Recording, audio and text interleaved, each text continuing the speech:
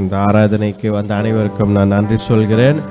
கர்த்தருடைய மகா பரிசுத்த நாமத்தினாலே, இயேசு கிறிஸ்துவின் வல்லமையுள்ள நாமத்தினாலே உங்களை எல்லாரையும் நான் இந்த ஆராதனைக்கு வரவேற்கிறேன். கண்களை மூடி ஜெபிப்போம், ஆண்டவரை நோக்கி பார்ப்போம். ஹல்லேலூயா, பிரைஸ் காட், ஹல்லேலூயா. ஸ்தோத்திரிக்கிறோம் கர்த்தாவே, தேவனே அப்பா உம்மை துதிக்கிறோம் கர்த்தாவே. இந்த நாளுக்காக நன்றி ஆண்டவரே. அப்பா, இந்த ஞாயிறு ஆராதனையை தந்ததற்காக நன்றி. உம்மை நோக்கி பார்க்கவும், உம்மை துதிக்கவும், போற்றவும் அப்பா தேவரீர் உம்மையே நாங்கள் பற்றி கொண்டு ஜீவிக்க நீர் கிருபை தாங்க. ஸ்தோத்திரிக்கிறோம் ஆண்டவரே. ஹல்லேலூயா. கடந்த வாரம் முழுவதும் எங்களை பாதுகாத்து வழிநடத்தி வந்தீரே ஆண்டவரே, அதற்காக நன்றி ஆண்டவரே. அப்பா தேவரீர் எத்தனையோ ஆபத்துகள், எத்தனையோ சூழ்நிலைகள் அப்பா எங்களை சூழ்ந்து இருந்தாலும் அதன் மத்தியில் அப்பா எங்களை பாதுகாத்து வழிநடத்தி வந்தீரே, அதற்காக நன்றி ஆண்டவரே. நல்ல சுகத்தையும் பலத்தையும் தந்தீரே, நன்றி அப்பா. கர்த்தாவே தேவரீர் இந்த வாரம் கர்த்தாவே உம்முடைய கரத்தில் கொடுக்கிறோம், நீர் பொறுப்படுத்திக்கொள்ளுங்க அப்பா தேவரீர். நாங்கள் உம்முடைய கரத்தை பற்றி கொண்டு நடக்க நீர் கிருபை தாங்க ஆண்டவரே. உம்மோடு கர்த்தாவே நாங்கள் பயணம் செய்ய எங்களுக்கு பலத்தை தாங்க ஆண்டவரே. நீர் எங்களோடு இருந்து கர்த்தாவே தேவரீர் கற்றுத்தாங்க, வழி நடத்துங்க. எங்கள் ஆண்டவராக இருந்து, எங்கள் தகப்பனாய் இருந்து எங்களை வழி நடத்துங்க. இந்த ஆராதனை முழுதும் உடைய கரத்தில் கொடுக்குறோம் கர்த்தாவே. அப்பா ஆராதனைக்காக ஜெபிக்கிறோம், வந்து சேர நீ கிருபை தரங்க. மட்டுமாக எங்களோடு இருந்ததற்காக நன்றி. ஆசீர்வதித்து வழி நடத்துங்க. பாடுகிற பாடல்கள், ஆராதனை மற்றும் எல்லா காரியங்களும் உடைய கரத்தில் கொடுக்குறோம் தேவனே. அப்பா அவருடைய வார்த்தை மூலம் எங்களுக்கு பேசுங்க, கற்றுத்தாங்க, வழி நடத்தி பலப்படுத்துங்க ஆண்டவர். இந்த ஜெபத்தை மீட்பர் ரட்சகர் எங்கள் ஆண்டவர் இயேசு கிறிஸ்துவின் வல்லமையுள்ள நாமத்தில் வேண்டிக் கொள்கிறோம், ஜீவனுள்ள நல்ல பிதாவே, amen, amen. Hallelujah, hallelujah, praise God, ஹல்லேலூயா. ஒரு பாடலை பாடி ஆண்டவரை துதித்து ஆரம்பிக்கலாம். உன்னதமானவரின் மறைவில் இருக்கிற சர்வ வல்லவரின் நிழலில் தங்குவான். பழைய பாடல் தான், எல்லாருக்கும் தெரிந்த பாடல் தான். நம் பாடி ஆண்டவரை துதிக்கலாம். ஹல்லேலூயா. உன்னதமானவரின் உயர் மறைவில் இருக்கிறவர், சர்வ வல்லவரின் நிழலில் தங்குவான். இது பரமசிலாக்கியமே. சர்வ வல்லவரின் நிழலில் தங்குவான். இது பரமசிலாக்கியமே. அவர் சேட்டையின் கீழடை கலப்புகவே தம் சிறகுகளால் மூடுவார். அவர் சேட்டையின் கீழடை கலப்புகவே தம் சிறகுகளால் மூடுவார். தேவன் என் அடைக்கலமே, என் கோட்டையும் அரணும் அவர். அவர் சத்தியம் பரிசயம் கேடகமாம், என் நம்பிக்கையும் அவரே. அவர் சத்திய பரிசயம் கேடகமாம், என் நம்பிக்கையும் அவரே. அவர் சேட்டையின் கீழடை காலம் புகவே தம் சிறகுகளால் மூடுவார். அவர் சேட்டையின் கீழடை காலம் புகவே தம் சிறகுகளால் மூடுவார். இரவின் பயங்கரத்திற்கும் பகலில் பறக்கும் அம்பிற்கும், இருளில் நடமாடும் கொள்ளை நோய்க்கும் நான் பயப்படவே மாட்டேன். இருளில் நடமாடும் கொள்ளை நோய்க்கும் நான் பயப்படவே மாட்டேன். அவர் சேட்டையின் கீழ் அடைக்கலம் புகவே தம் சிறகுகளால் மூடுவார். அவர் சேட்டையின் கீழ் அடைக்கலம் புகவே தம் சிறகுகளால் மூடுவார். 10,000 பேர் உன் பக்கம் விழுந்தாலும் அது ஒரு காலத்தும் உன்னை அணுகிடாதே. உன் தேவனும் தாபரரே, அது ஒரு காலமும் உன்னை அணுகிடாதே. உன் தேவனும் தாபரரே, அவர் சேட்டையின் கீழ் அடைக்கலம் புகவே தாம் சிறகுகளால் மூடுவார். அவர் சேட்டையின் கீழ் அடைக்கலம் புகவே தாம் சிறகுகளால் மூடுவார். தேவனுன் அடைக்கலமே, ஒரு பொல்லாப்பு உன்னை சேருமோ, ஒரு வாதையமும் கூடாரத்தையே அணுகாமலே காத்திடுவார். ஒரு வாதையமும் கூடாரத்தையே அணுகாமலே காத்திடுவார். அவர் சேட்டையின் கீழ் அடைக்கலம் புகவே தாம் சிறகுகளால் மூடுவார். அவர் சேட்டையின் கீழ் அடைக்கலம் புகவே தாம் சிறகுகளால் மூடுவார். என் வழிகளில் எல்லாம் என்னை தூதர்கள் காத்திடுவார். என் பாதம் கல்லில் இடராதபடி தங்கள் கரங்களில் ஏந்திடுவார். என் பாதம் கல்லில் இடராதபடி தங்கள் கரங்களில் ஏந்திடுவார். அவர் சேட்டையின் கீழ் அடைக்கலம் புகவே தம் சிறகுகளால் மூடுவார்.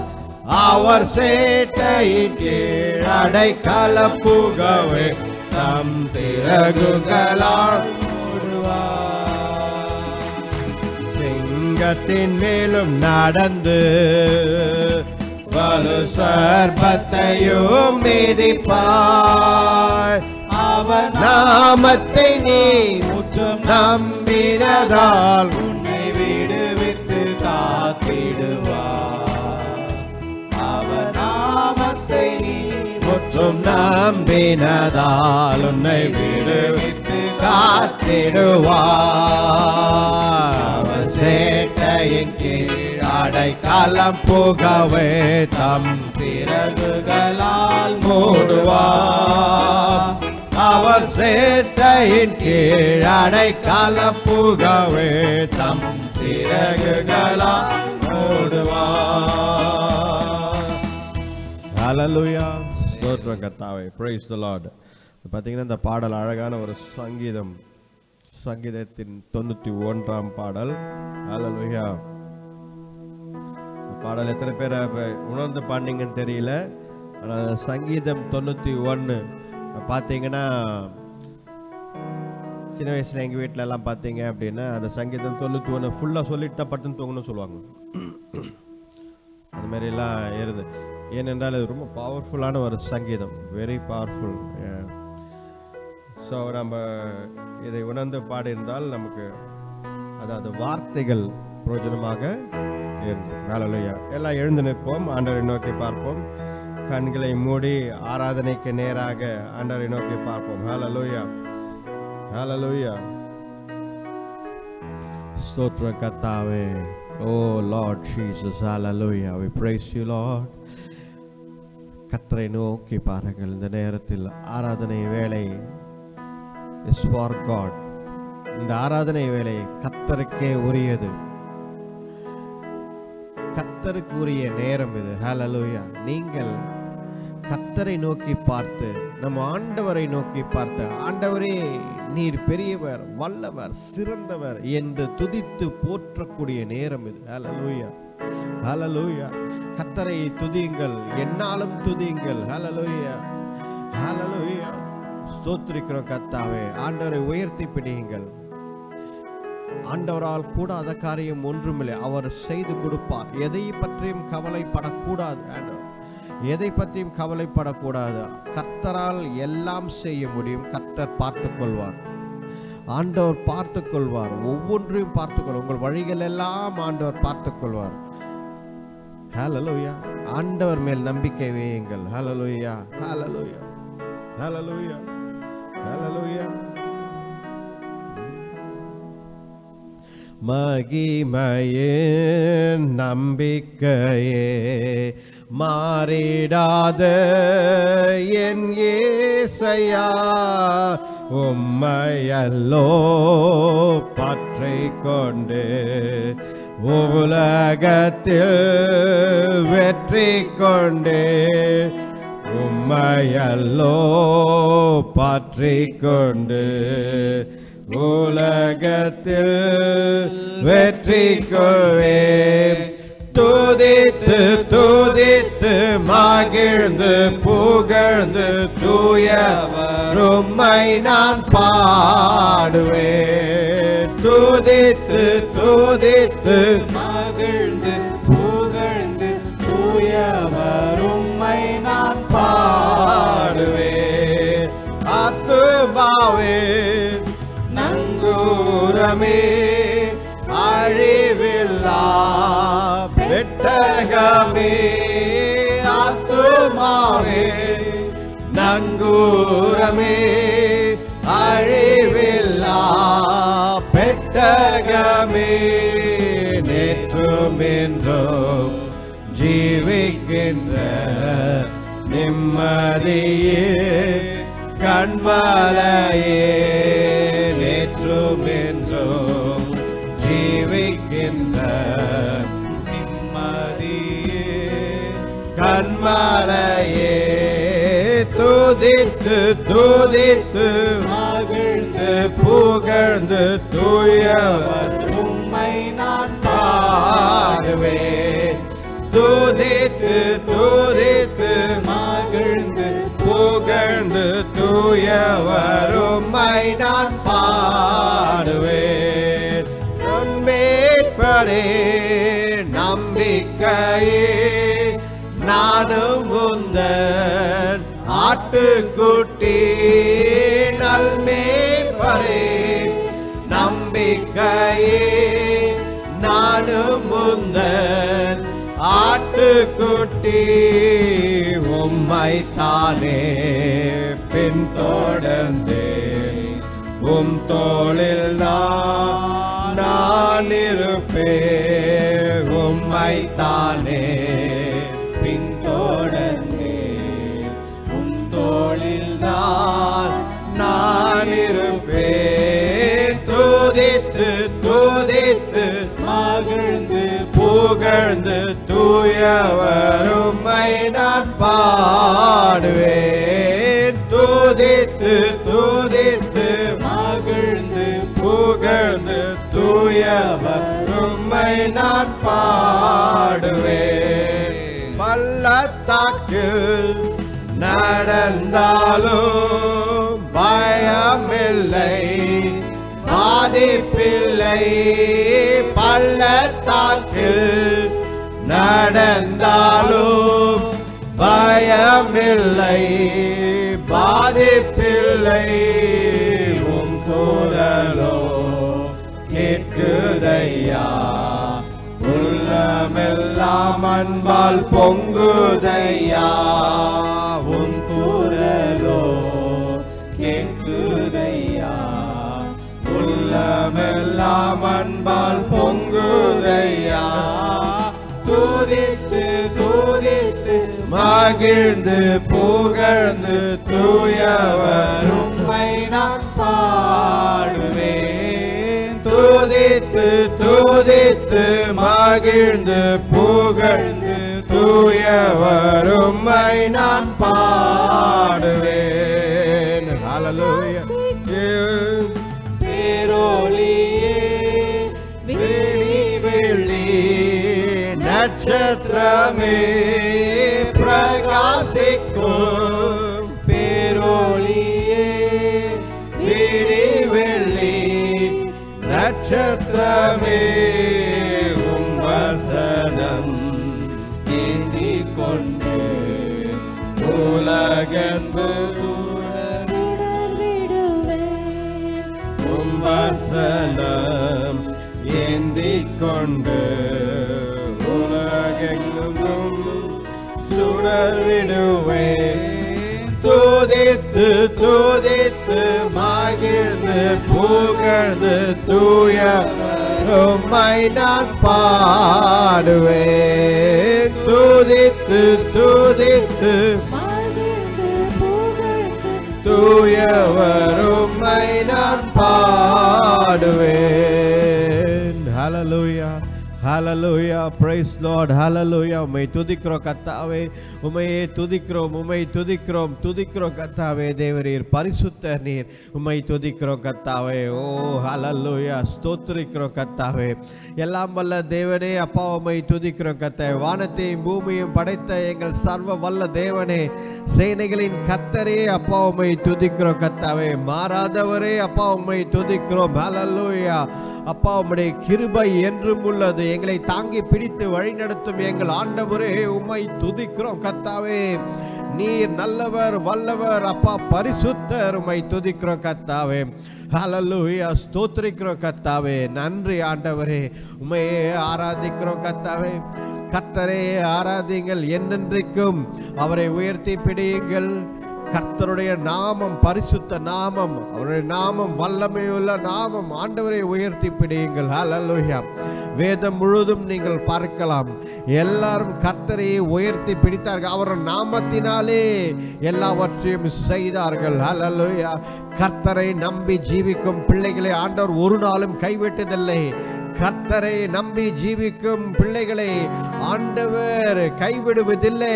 அவர்களுக்காக அவர் யுத்தம் செய்கிறார். அதுதான் வேதம் சொல்கிறது. நமக்காக நம் ஆண்டவர் யுத்தம் செய்வார். ஹல்லேலூயா ஹல்லேலூயா. ஆண்டவர் இஸ்ரவேலர்களை பார்த்து தான் சொன்னார், ஹல்லேலூயா, நீங்கள் எதையும் செய்ய தேவை அவசியமில்லை, நீங்கள் சும்மா இருங்கள், கர்த்தர் செய்யும் காரியத்தை பாருங்கள். Be still and see what the Lord can do. Hallelujah. ஸ்தோத்திரம் கர்த்தாவே. தேவரீர் ஆண்டவர் அதுதான் சொல்கிறார். இன்றைக்கும் நீங்கள் எதையும் செய்ய வேண்டாம், கர்த்தர் செய்வார். God will make it happen. God will do it. Hallelujah. ஆண்டவர் பார்த்து கொள்வார். Hallelujah. ஸ்தோத்திரிக்கிறோம் கர்த்தாவே, உம்மையே துதிக்கிறோம் கர்த்தாவே. கிருபையும் இரக்கமுள்ள தேவனே, சேனைகளின் கர்த்தரே, பரிசுத்தரே, உம்மை துதிக்கிறோம் கர்த்தாவே. நேற்றும் இன்றும் என்றும் மாறாதவரே அப்பா, உம்மை துதிக்கிறோம் கர்த்தாவே. பரிசுத்தர் பரிசுத்தர், உம்மை துதிக்கிறோம் கர்த்தாவே. ஹல்லேலூயா. உம்மை ஸ்தோத்திரிக்கிறோம் ஆண்டவரே அப்பா. கர்த்தாவே தேவரீர் அப்பா, உம்மை உயர்த்தி பிடிக்கிறோம் கர்த்தாவே தேவரீர். ஹல்லேலூயா. எங்கள் வாழ்க்கையில் ஒவ்வொரு நாளும் நாங்கள் நடந்து போகும்போதும், எந்த காரியம் செய்தாலும், ஒவ்வொரு நாளும் எந்த காரியம் நாங்கள் செய்தாலும் அதில் உம்மையே உயர்த்தி பிடிப்போம். சொல்லுவோம், ஆண்டவரே, நான் எந்த காரியம் என் வாழ்க்கையில செய்தாலும், எதை வாங்கினாலும், எதை செய்தாலும், எந்த முடிவு எடுத்தாலும், என் ஆண்டவரின் முடிவுதான் என்னுடைய முடிவு. ஹல்லேலூயா. என் கர்த்தருடைய முடிவுதான் என்னுடைய முடிவு. ஹல்லேலூயா. நான் கர்த்தருடைய சித்தத்தின்படி செய்வேன். ஹல்லேலூயா. ஆண்டவரே, உம்மை துதிக்கிறோம் கர்த்தாவே. ஹல்லேலூயா. நீர் ஒருவரே ஆண்டவர், மகிமை உள்ளவர், சேனைகளின் கர்த்தர். உம்மை துதிக்கிறோம் கர்த்தாவே. மகிமையின் தேவனே, பரிசுத்தரே, ஜீவனுள்ள தேவனே அப்பா, உம்மையே துதிக்கிறேன் கர்த்தாவே, உம்மையே துதிக்கிறோம் கர்த்தாவே. நாங்கள் எல்லாம் கர்த்தாவே தேவரீர் உம்முடைய வல்லமையில நாமத்தையே உயர்த்தி பிடிக்கிறோம் கர்த்தாவே தேவரீர். ஹல்லேலூயா. உம்மை துதிக்கிறோம் கர்த்தாவே, உம்மையே ஸ்தோத்திரிக்கிறோம் கர்த்தாவே. ஹல்லேலூயா. உம்மை போல யாருண்டு அப்பா தேவரீர்? அப்பா தேவர், உம்மை போல யாருண்டு? நீர் பெரியவர், வல்லவர். எங்களை எல்லாவற்றிலும் கர்த்தாவே தேவரீர், எல்லாவற்றிலும் காத்து வழி நடத்துகிறீரே. நன்றி அப்பா, உம்மை துதிக்கிறோம் கர்த்தாவே. ஹல்லேலூயா. உம்மை போல யாருண்டு? நன்மை செய்ய நீருண்டு. உம்மை தானே நம்புவேன் என் தேவா.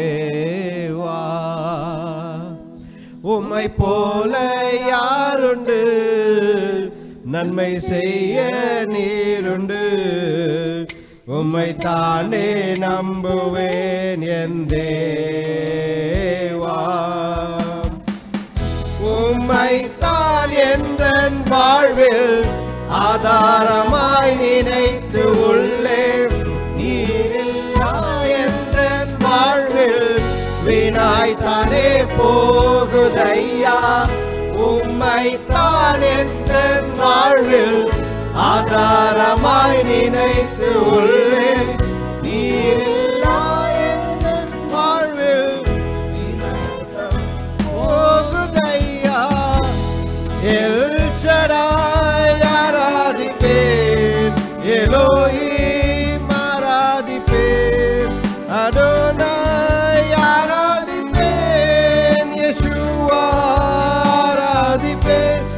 எல் ஷடாய் ஆராதிப்பேன், எலோஹிம் ஆராதிப்பேன், அடோனாய் ஆராதிப்பேன், யெஷுவா ஆராதிப்பேன்.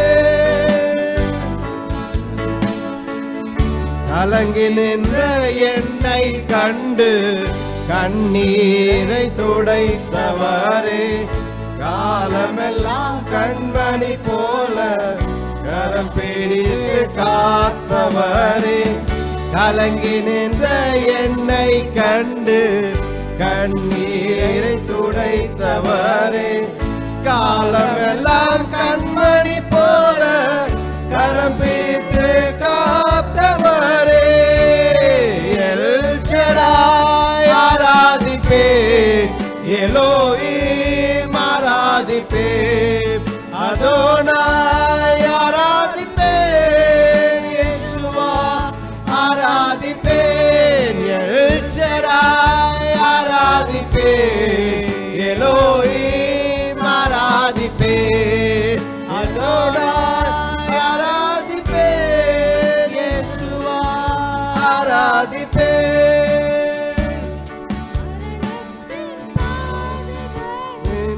மனநலந்த நின்ற என்னை மருத்துவராய் நீரே வந்து மறுவாழ்வு தந்தீரையா.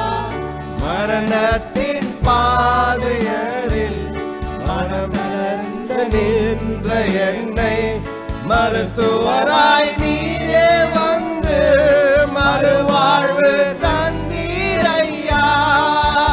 எல் ஷடாய் ஆராதிப்பேன், எலோஹிம் ஆராதிப்பேன், அதோனாய் ஆராதிப்பேன், யெஷுவா ஆராதிப்பேன். எல் ஷடாய் ஆராதிப்பேன், எலோஹிம் ஆராதிப்பேன், அதோனாய் ஆராதிப்பேன், யெஷுவா ஆராதிப்பேன். எல் ஷடாய் ஆராதிப்பேன், எலோஹிம் ஆராதிப்பேன், அதோனாய் ஆராதிப்பேன், யெஷுவா ஆராதிப்பேன். எல் ஷடாய் ஆராதிப்பேன், எலோஹிம் ஆராதிப்பேன், அதோனாய் ஆராதிப்பேன், யெஷுவா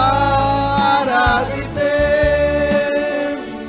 உம்மை போல யாருண்டு, நன்மை செய்ய நீருண்டு. உம்மை தானே நம்புவேன் என் தேவா. உம்மை போல யாருண்டு, நன்மை செய்ய நீருண்டு. உம்மை தானே நம்புவேன் என் தேவா. உம்மை தான் எந்தன் வாழ்வில் ஆதாரமாய் நினைத்து உள்ளேன். நீரெல்லா எந்தன் வாழ்வில் வீணாய்த்தானே போகுதையா. உம்மை தான் எந்தன் வாழ்வில் ஆதாரமாய் நினைத்து உள்ளேன்.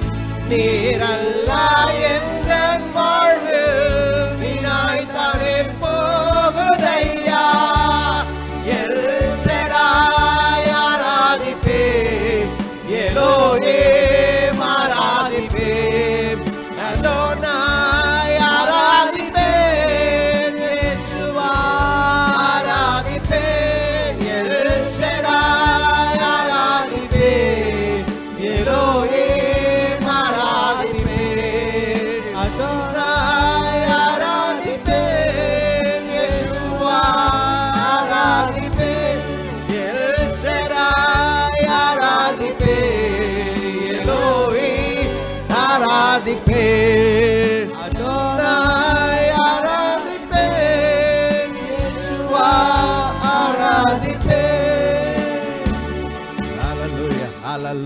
ஹல்லேலூயா. உம்மை துதிக்கிறோம் கர்த்தாவே. உம்முடைய நாமங்களை வைத்து நாங்கள் துதிக்கிறோம் கர்த்தாவே. ஹல்லேலூயா. எல் ஷடாய், சர்வ வல்ல தேவனே, அப்பா உம்மை துதிக்கிறோம் கர்த்தாவே. அதோனி உம்மை துதிக்கிறோம் கர்த்தாவே. ஹல்லேலூயா. நன்றி கர்த்தாவே. தேவரே உம்மை துதிக்கிறோம் கர்த்தாவே. யேசுவா எங்கள் ஆண்டவரே உம்மை துதிக்கிறோம் கர்த்தாவே. யாவே எங்கள் ஆண்டவரே, அப்பா உம்மை துதிக்கிறோம் கர்த்தாவே. ஹல்லேலூயா. சர்வ வல்லவரே, ஹல்லேலூயா. உம்மை துதிக்கிறோம், உம்முடைய நாமங்களை துதிக்கிறோம் கர்த்தாவே. நீர் ஒருவரே ஆண்டவர். ஹல்லேலூயா. ஹல்லேலூயா. நீர் ஒருவரே எங்கள் ஆண்டவராய் இருக்கிறீர். எங்களை விடுவிக்கும் ஆண்டவராய் நீர் இருக்கிறீர் கர்த்தாவே. உம்மை துதிக்கிறோம் கர்த்தாவே. மகிமை உள்ளவரே, மாட்சிமை உள்ளவரே, சேனைகளின் கர்த்தரே, உம்மை துதிக்கிறோம் கர்த்தாவே. ஹல்லேலூயா. ஆண்டவர் பார்த்துக் கொள்வார். ஹல்லேலூயா. ஹல்லேலூயா. ஹல்லேலூயா. நாங்கள் ஒன்றும் இல்லை நீர் இல்லை என்றால் ஆண்டவரே, அப்பா தேவரே, நாங்கள் ஒன்றும் இல்லை. நீங்கள் தான் எங்களுக்கு வேல்யூ தரீங்க. எங்க வாழ்க்கையில வேல்யூ தர ஆண்டவர் நீர் ஒருவரே. அப்பா எங்க வாழ்க்கைக்கு அர்த்தம் நீர் தான் தருகிறீர். எங்க வாழ்க்கைக்கு ஒரு அர்த்தம் இருக்கு என்றால் அது உங்களால மட்டும்தான். நீர் மட்டும்தான் எங்க வாழ்க்கைக்கு ஒரு அர்த்தம் தருகிறீர் ஆண்டவரே. அப்பா தேவரே, நீங்க தான் எங்களை விடுவிக்கிறீங்க. நீங்க தான் எங்களை நடத்துறீங்க. அதற்காக நன்றி ஆண்டவரே. ஹல்லேலூயா. உம்மால் கூடாத காரியம் ஒன்றும் இல்லை. நாளைக்கு என்ன நடக்க போகிறது, அடுத்த மாசம் என்ன நடக்க போகிறது, அடுத்த வருஷம் என்ன நடக்க போகிறது என்று உங்களுக்கு மட்டும்தான் தெரியும் ஆண்டவரே. நீர் எங்களை விடுவிக்கிறீர், அதற்காக நன்றி. எங்களை நடத்துகிறீர், அதற்காக நன்றி ஆண்டவரே. உம்மால் தான் ஆண்டவரே நாங்கள் அப்பா எங்கள் வாழ்க்கையை ஒப்பு கொடுக்கிறோம் கர்த்தாவே. தேவரே உமக்கே ஆண்டவரே, உமக்கே ஒப்பு கொடுக்கிறோம் அப்பா. எதிராளிகள், பிசாசின் சூழ்ச்சிகள் எது வந்தாலும் இயேசு கிறிஸ்துவின் வல்லமையான நாமத்தினாலே தகர்த்து அப்புறப்படுத்துகிறோம் ஆண்டவரே. நீர் ஒருவரே ஆண்டவர். ஸ்தோத்திரிக்கிறோம் கர்த்தாவே. தேவரே பிசாசின் அந்தகார செயல்கள் எதுவும் வாய்க்காமல் போகும். எல்லாமே வாய்க்காமல் போகும் ஆண்டவரே. ஹல்லேலூயா. உடைத்து முறியடித்து போடுங்கள் ஆண்டவரே. ஹல்லேலூயா. எதிராளிகள் யார் எழும்பி வந்தாலும் எங்கள் குடும்பத்திற்கு நேராக, எங்களுடைய ஊழியத்திற்கு நேராக, எங்க வாழ்க்கைக்கு நேராக எந்த எதிராளிகள் எழும்பி நின்றாலும் ஆண்டவரே, ஹல்லேலூயா, நீங்க தகர்த்து எறியுங்க ஆண்டவரே. ஹல்லேலூயா. ஆண்டவர் இயேசு கிறிஸ்துவின் வல்லமையான நாமத்தினாலே ஜெபிக்கிறோம் ஆண்டவரே. ஹல்லேலூயா. நீங்க தகர்த்து எறியுங்க ஆண்டவரே. ஹல்லேலூயா. உம்மையே துதிக்கிறோம் கர்த்தாவே. ஹல்லேலூயா. உம்மையே துதிக்கிறோம் கர்த்தாவே. அப்பா நீர் மாறாதவர். ஓ ரபத சந்த ரக்கபரபர். ஹல்லேலூயா. ஆண்டவரை துதியுங்கள். ஹல்லேலூயா. ஆண்டவர் மாறாதவர். ஆண்டவர் உங்களை நேசிக்கிறார். God loves you. ஹல்லேலூயா. கர்த்தர் உங்களை நேசிக்கிறார். ஹல்லேலூயா. ஸ்தோத்திரிக்கிறோம் கர்த்தாவே. ஆண்டவர் உங்களை நேசிக்கிறார். ஹல்லேலூயா. அப்பா எங்களை மறவாமல் நினைத்தீரே ஐயா. ஸ்தோத்திரிக்கிறோம் கர்த்தாவே. உம்மை துதிக்கிறோம் கர்த்தாவே. அப்பா ஹல்லேலூயா. ஸ்தோத்திரிக்கிறோம் கர்த்தாவே. நன்றி நன்றி. ஹல்லேலூயா. ஸ்தோத்திரிக்கிறோம் ஜீசஸ் லார்ட். மறவாமல் நினைத்தீரையா, மனதார நன்றி சொல்வே. என்னை மறவாமல் நினைத்தீரையா, மனதார நன்றி சொல்வே. இரவும் பகலும் என்னை நினைத்து இதுவரை நடத்தினீரே. இரவும் பகலும் என்னை நினைத்து இதுவரை நடத்தினீரே. நன்றி.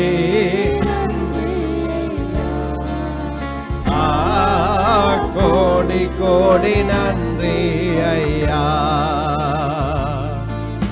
நன்றி நன்றி ஐயா. கோடி கோடி நன்றி ஐயா. எபினேசர் நீதானையா, இதுவரை உதவினீரே. எபினேசர் நீதானையா,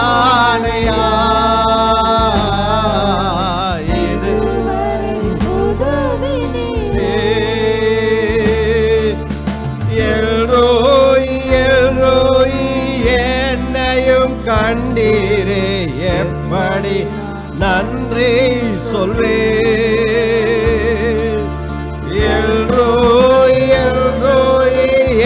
என்னையும் கண்டீரே எப்படி நான் நன்றி சொல்வே நன்றி நன்றி ஐயா கோடி கோடி நன்றி ஐயா நன்றி நன்றி ஐயா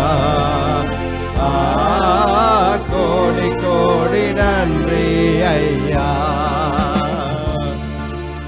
பலவீன நேரங்களில் பலன் தந்தீரையா பலவீன நேரங்களில் தந்தீரையா சுகமானேன் சுகமானேன் தழும்புகளால் சுகமானே என் குடும்ப மருத்துவ நீரே சுகமானேன் சுகமானேன் தழும்புகளால் சுகமானே என் குடும்ப மருத்துவ நீரே நன்றி நன்றி ஐயா கோடி கோடி நன்றி நன்றி ஐயா கோடி கோடி நன்றி ஐயா மறவாமல் நினைத்தீரையா மனதார நன்றி சொல்வேன் என்னை மறவாமல் நினைத்தீரையா நன்றி சொல்வேன் இரவும் பகலும் என்னை நினைத்து இது நடத்தினீரே இரவும் பகலும் இது நடத்தினீரே நன்றி நன்றி ஐயா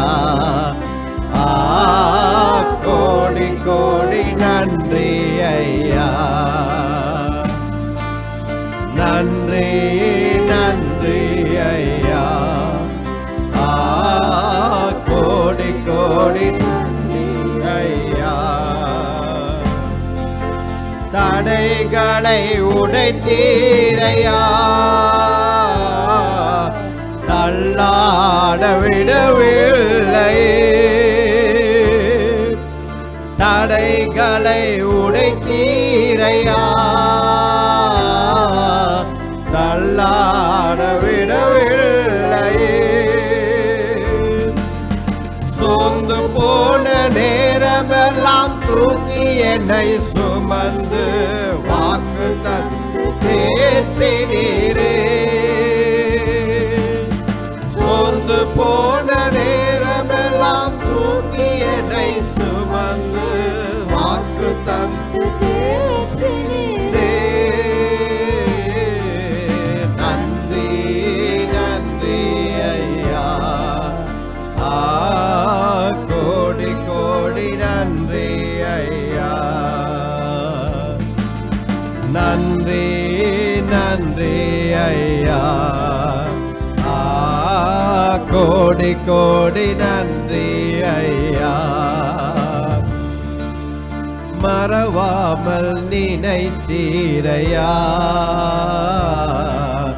மனதார நன்றி சொல்வேன் என்னை மறவாமல் நினைத்தீரையா மனதார நன்றி சொல்வேன் இரவும் பகலும் என்னை இதுவரை நடத்தினீரே நாட்களும் என்னை நினைத்து இதுவரை நடத்தினீரே. நன்றி நன்றி ஐயா, கோடி கோடி நன்றி ஐயா. நன்றி நன்றி ஐயா,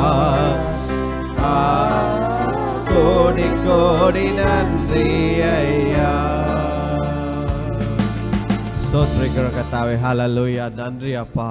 கர்த்தாவே அப்பா, எங்களை ஒவ்வொரு நாளும் அப்பா கர்த்தாவே மறக்காமல் எங்களை நினைக்கிறீரே அப்பா. நீங்கள் மறந்ததில்லை. You have not forgotten us lord. Hallelujah.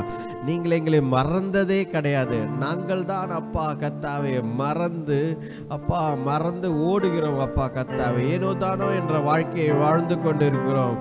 We are the people who forget you, Lord Jesus. We, அப்பா, Heavenly Father, அப்பா எங்களை மன்னிங்க ஆண்டவரே. ஆண்டவரே, உங்களை மறந்து ஓடுகிற கூட்டமாக நாங்கள் இருக்கிறோம் அப்பா. கூட்டத்தோடு கூட்டமாக கர்த்தாவே தேவரீர் நீங்கள் செய்ததெல்லாம் மறந்து, எங்கள் ஆண்டவர் உம்மை மறந்து, யெகோவா தேவனை மறந்து ஓடுகிற கூட்டமாய் நாங்கள் மாறிவிட்டோம். எங்களை மன்னிங்க ஆண்டவரே. ஆண்டவரே, உம்மையே உயர்த்தி பிடிக்க எங்களுக்கு பலத்தை தாங்க ஆண்டவரே. நீர் எங்களை மறவாமல் நினைத்து இரவும் பகலும் எங்களை வழி நடத்துகிற ஆண்டவராய் இருக்கிறீர் ஆண்டவரே. உம்மையே துதிக்கிறோம் கர்த்தாவே. நீரே எங்கள் ஆண்டவர். You are our God and Lord and righteous majesty. Hallelujah. All glory, honor and praise we give you, Lord. Hallelujah. Oh, hallelujah. Mighty Savior, we praise you, Lord. Hallelujah. உம்மையே துதிக்கிறோம் கர்த்தாவே. சேனைகளின் கர்த்தரே, உம்மையே துதிக்கிறோம். நீர் ஒருவரே ஆண்டவர். ஹல்லேலூயா. உம்மையே துதிக்கிறோம் கர்த்தாவே. கிருபையும் இரக்கமுள்ள ஆண்டவரே, உம்மையே ஸ்தோத்திரிக்கிறோம் கர்த்தாவே. இந்த நாளுக்காக நன்றி ஆண்டவரே. ஆண்டவரே, எல்லாவற்றையும் உம்முடைய கரத்துல கொடுக்கிறோம் ஆண்டவரே. தேவரீர் அப்பா, இந்த நேரத்தில் கூட கர்த்தாவே ஆராதனை வேலை முழுதுமாக எங்களோடு இருந்ததற்காக நன்றி. ஆவியானவரே, எங்களை பலப்படுத்துங்க. உங்களுடைய வார்த்தை மூலம் பேசுங்க, எங்களுக்கு கற்றுத்தாங்க ஆண்டவரே. அடையானை தாழ்த்துகிறேன், நீர் பேசுங்க ஆண்டவரே. எங்களுக்கு கற்றுத்தாங்க. உங்களுடைய வார்த்தையை நாங்கள் கீழ்ப்படிய நீர் கிருபையை தாங்க. ஹல்லேலூயா. அப்பா, அந்த வேலையில் கூட சுகவீனம் பலவீனமாய் இருக்கிற ஒவ்வொருத்தரையும் நினைக்கிறோம். இந்த வேலையில் ரோபாரா தீரமா சந்தரா கபரா பரோதீரா பரோதோ கீரபாதா. ஹல்லேலூயா. சுகவீனம் பலவீனமாய் இருக்கிற ஒவ்வொருத்தரையும் ஆண்டவர் இயேசு கிறிஸ்துவின் யெகோவா ராஃபா என்ற நாமத்திலே சுகத்தை பெற்றுக் கொள்ளுங்கள். ஹல்லேலூயா. யெகோவா ராஃபா என்ற நாமத்தினாலே, ஆண்டவர் இயேசு கிறிஸ்துவின் வல்லமையுள்ள நாமத்தினாலே சுகத்தை பெற்றுக் கொள்ளுங்கள். ஹல்லேலூயா. எந்த வியாதி, எந்த பலவீனம் எது இருந்தாலும் இந்த நேரத்தில் இயேசு கிறிஸ்துவின் வல்லமையுள்ள நாமத்தினாலே கடிந்து அப்புறப்படுத்துகிறோம். ஹல்லேலூயா. ஸ்தோத்திரிக்கிறோம் கர்த்தாவே தேவரே. எல்லா ஃபைனான்சியல் கட்டுகள், பிசாசின் அந்தகார சக்திகள், எந்த ஒரு எதிராளி வந்தாலும் ஆண்டவர் இயேசு கிறிஸ்துவின் வல்லமையுள்ள நாமத்திலே ஜெபிக்கிறோம். ஆண்டவரே, உம்முடைய வல்லமையுள்ள நாமத்தினாலே ஜெபிக்கிறோம் ஆண்டவரே. இயேசுவே அப்பா, நீர் தகர்த்தறீங்க. பிசாசின் சூழ்ச்சிகளை தகர்த்தறீங்க ஆண்டவரே.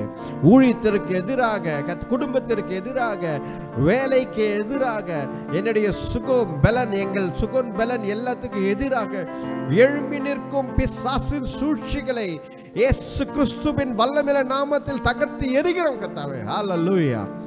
ஆண்டவரே, ஹல்லேலூயா. உம்முடைய வல்லமையுள்ள நாமத்தினாலே நாங்கள் பெற்றுக்கொள்கிறோம் அப்பா. சுகத்தையும் பலத்தையும் ஆரோக்கியத்தையும் சமாதானத்தையும் வெற்றியும் அப்பா. நீரே எங்கள் வெற்றி கொடி ஆண்டவர். எல்லாவற்றையும் பெற்றுக்கொள்கிறோம்.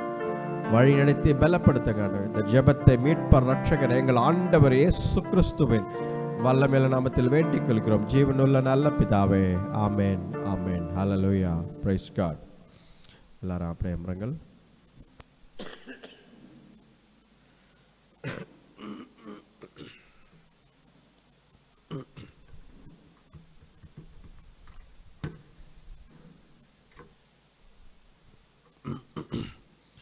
Hallelujah. Praise God.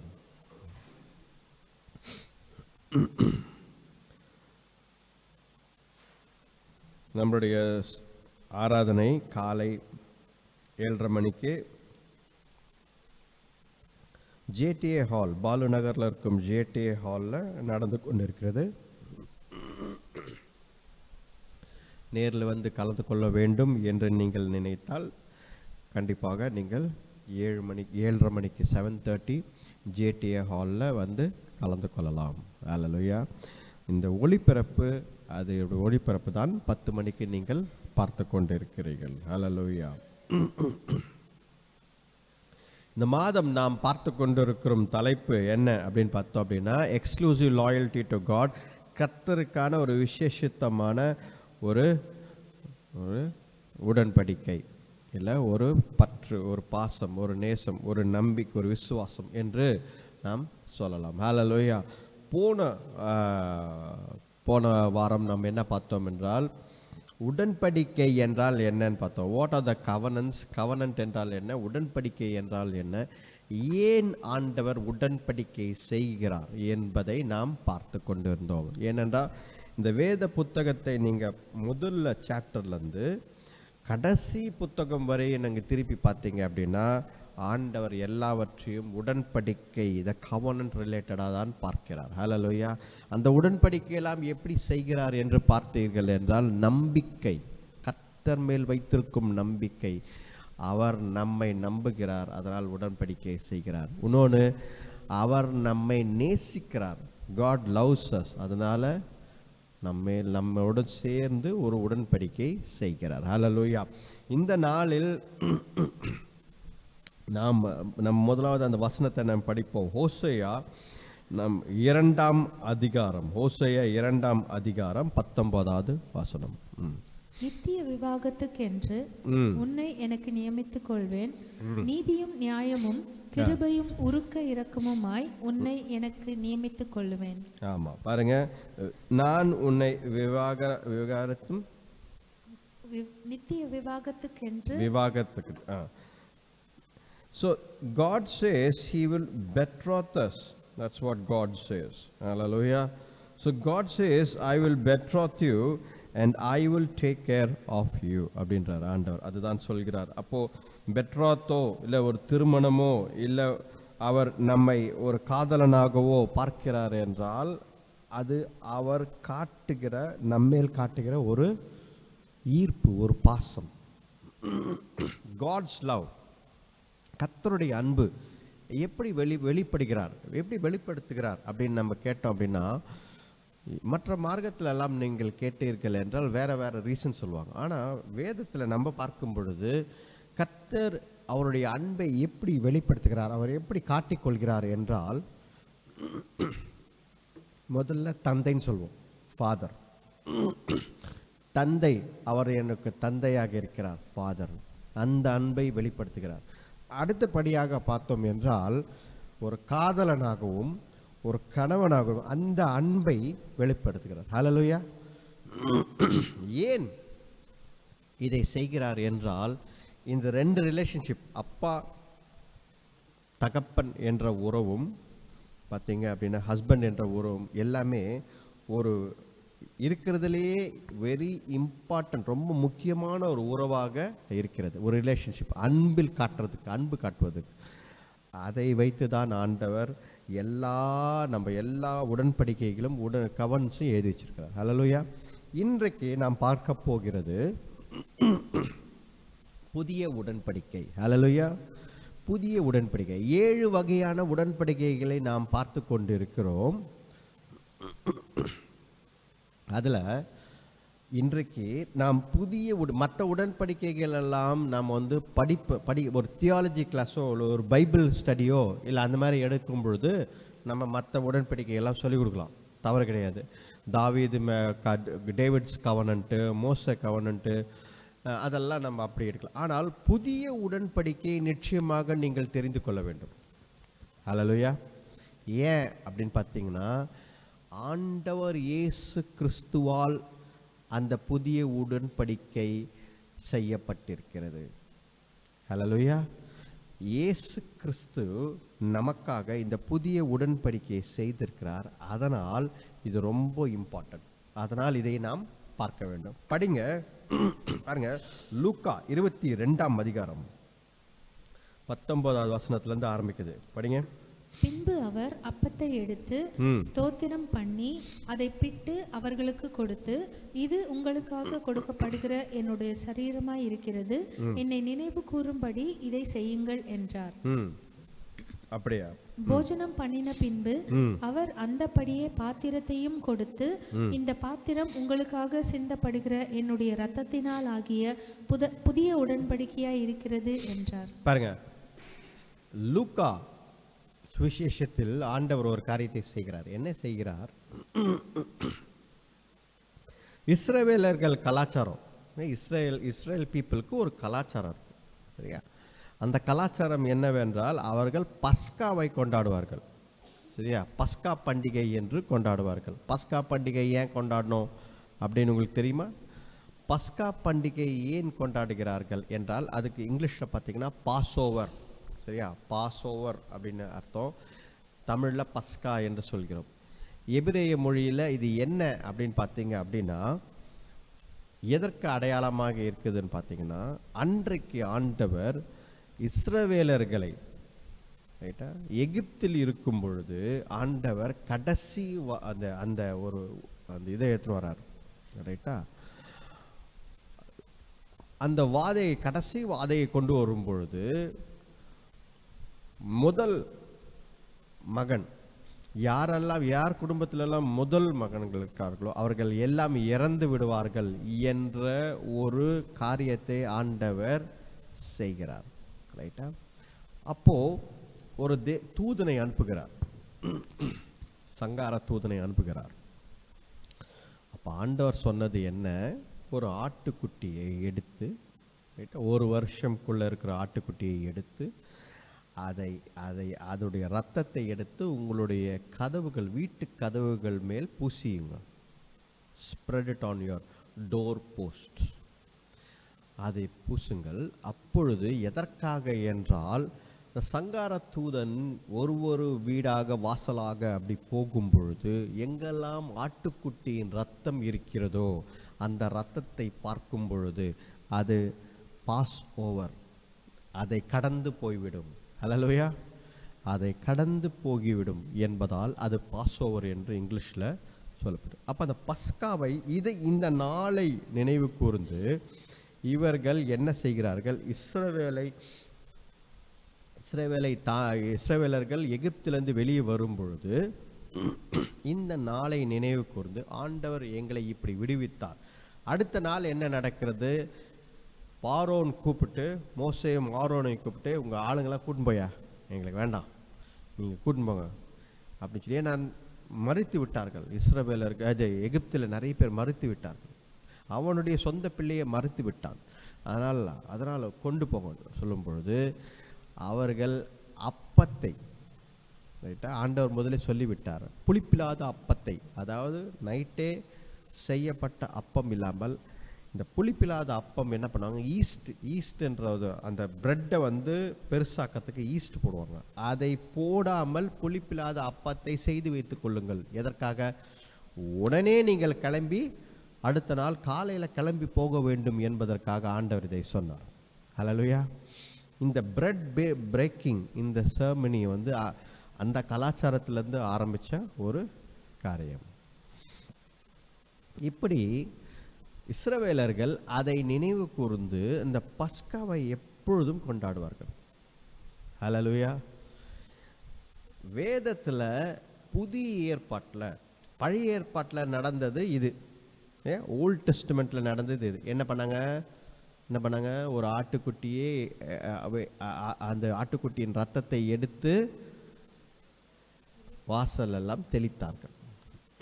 அப்போ ஒரு ஆட்டுக்குட்டியின் ரத்தம் நம்மை விடுவிக்கிறது, நம்மளை ரட்சிக்கிறது, நம்மை காப்பாற்றுகிறது. கரெக்டா இல்லையா? அதுதான் நடந்தது.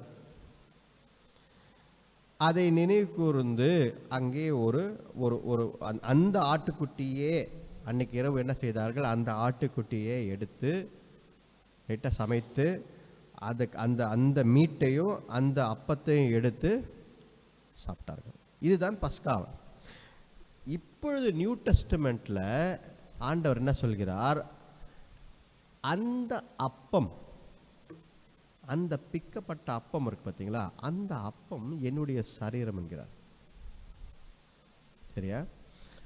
நினைவு கூறுங்கள், என்னுடைய சரீரம் அந்த அப்பம், சிந்தின ரத்தம் என்னுடைய ரத்தம்.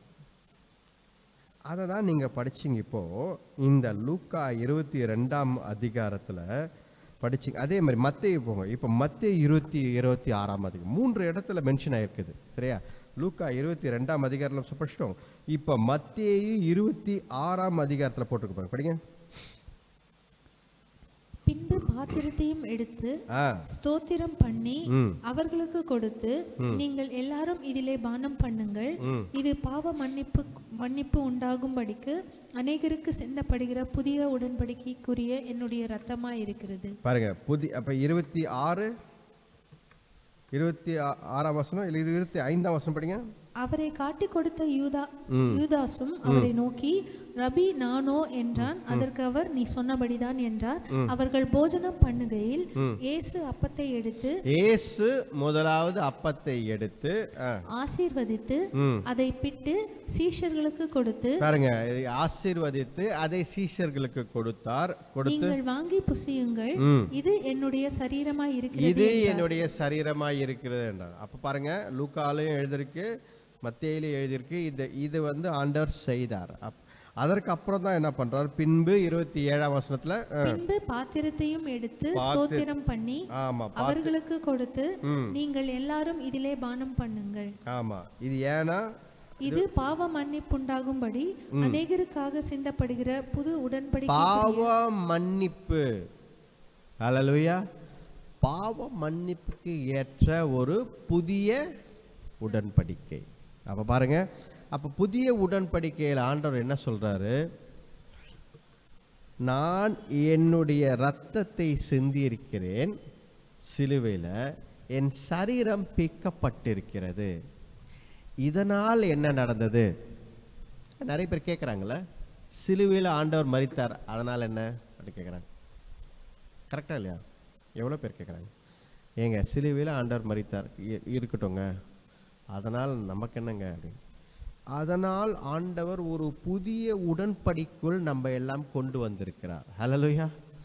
அதை தான் இங்கே எக்ஸ்பிளைன் பண்ணுகிறார். அதை தான் சொல்றாரு, என்னுடைய சரீரம் சிலுவையில் பிக்கப்பட்டது, ஆணிகள் தொலைத்து சரீரம் பிக்கப்பட்டது, சாட்டையால் அடித்து என்னுடைய சரீரம் பிக்கப்பட்டு, முதுகெல்லாம் பிக்கப்பட்டது, ரத்தம் சிந்தினேன். இந்த ரத்தமும் இந்த சரீரம் புதிய உடன்படிக்கை, பாவ நிவர்ணை, அதாவது ரிடம்ஷன் ஃப்ரம் சின். அப்போ ஆண்டவர் என்ன சொல்கிறார்? நீ பாவத்தை விட்டு வெளியே வர நான் என்னுடைய சரீரத்தையும் இரத்தத்தையும் சிந்தி இருக்கிறேன் என்கிறார். ஹல்லேலூயா. அப்போ பாவ மன்னிப்பு ஆண்டவர் நமக்கு தந்திருக்கிறார். ஹல்லேலூயா. அப்ப சிலுவையில் ஆண்டவர் மரித்திருக்கிறார், பாடுபட்டார் என்றால் அது வேற எதுக்குமே இல்லை. ஒரு உடன்படிக்கை நமக்கு செய்யணும், நம்மோடு ஒரு உடன்படிக்கை செய்ய வேண்டும் என்பதற்காக ஆண்டவர் சிலுவையில் அவர் மரித்தார். ஹல்லேலூயா. ரத்தம் சிந்தி மரித்தார். பாருங்க, அதே மாதிரி 3ஆம் இடத்துல ஒரு இடத்துல மென்ஷன் ஆயிருக்கு. எங்க அப்படின்னு பார்த்தீங்கன்னா 1 கொரிந்தியர் 2ஆம் அதிகாரம் படிங்க. 1 கொரிந்தியர் 2ஆம் அதிகாரம் 24ஆம் வசனம். 1 கொரிந்தியர் 11ஆம் அதிகாரம் 11ஆம் அதிகாரம்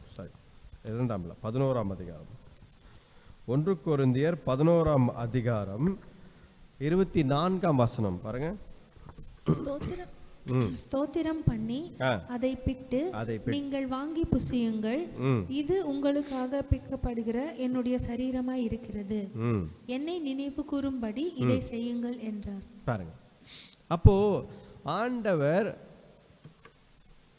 மத்தேயு கூடவே இருந்த சீஷன் அவன் எழுதுகிறான், லூக்கா அதற்கப்புறம் கூட இருந்த ஒரு சீஷன் அவன் எழுதுகிறான், அதுக்கப்புறம் வெகு நாட்களுக்கு அப்புறம் பவுல் எழுதுகிறார். இதையெல்லாம் ஏன் எழுதுகிறார்கள் என்றால் இதை நினைவு கூறுகிறார்கள். ஏன் அப்படின்னா ஆண்டவர் சரீரம் நமக்காக பிக்கப்பட்டது, அவர் ரத்தம் நமக்காக சிந்தப்பட்டது. இது ஒரு புதிய உடன்படிக்கை என்று ஆண்டவர் சொல்கிறார். ஹல்லேலூயா. அப்போ ஆண்டவர் என்ன நம்ம கிட்ட ஒரு எதிர்பார்க்கிறார் என்றால், கல்லான இருதயம் அதை நான் மாற்றி போட்டு உனக்கு புதிய இருதயத்தை தருவேன் என்பதுதான் ஆண்டவர் இப்பொழுது கூறுகிறார். இந்த புதிய உடன்படிக்கையில சில காரியங்கள் மாறுகிறது.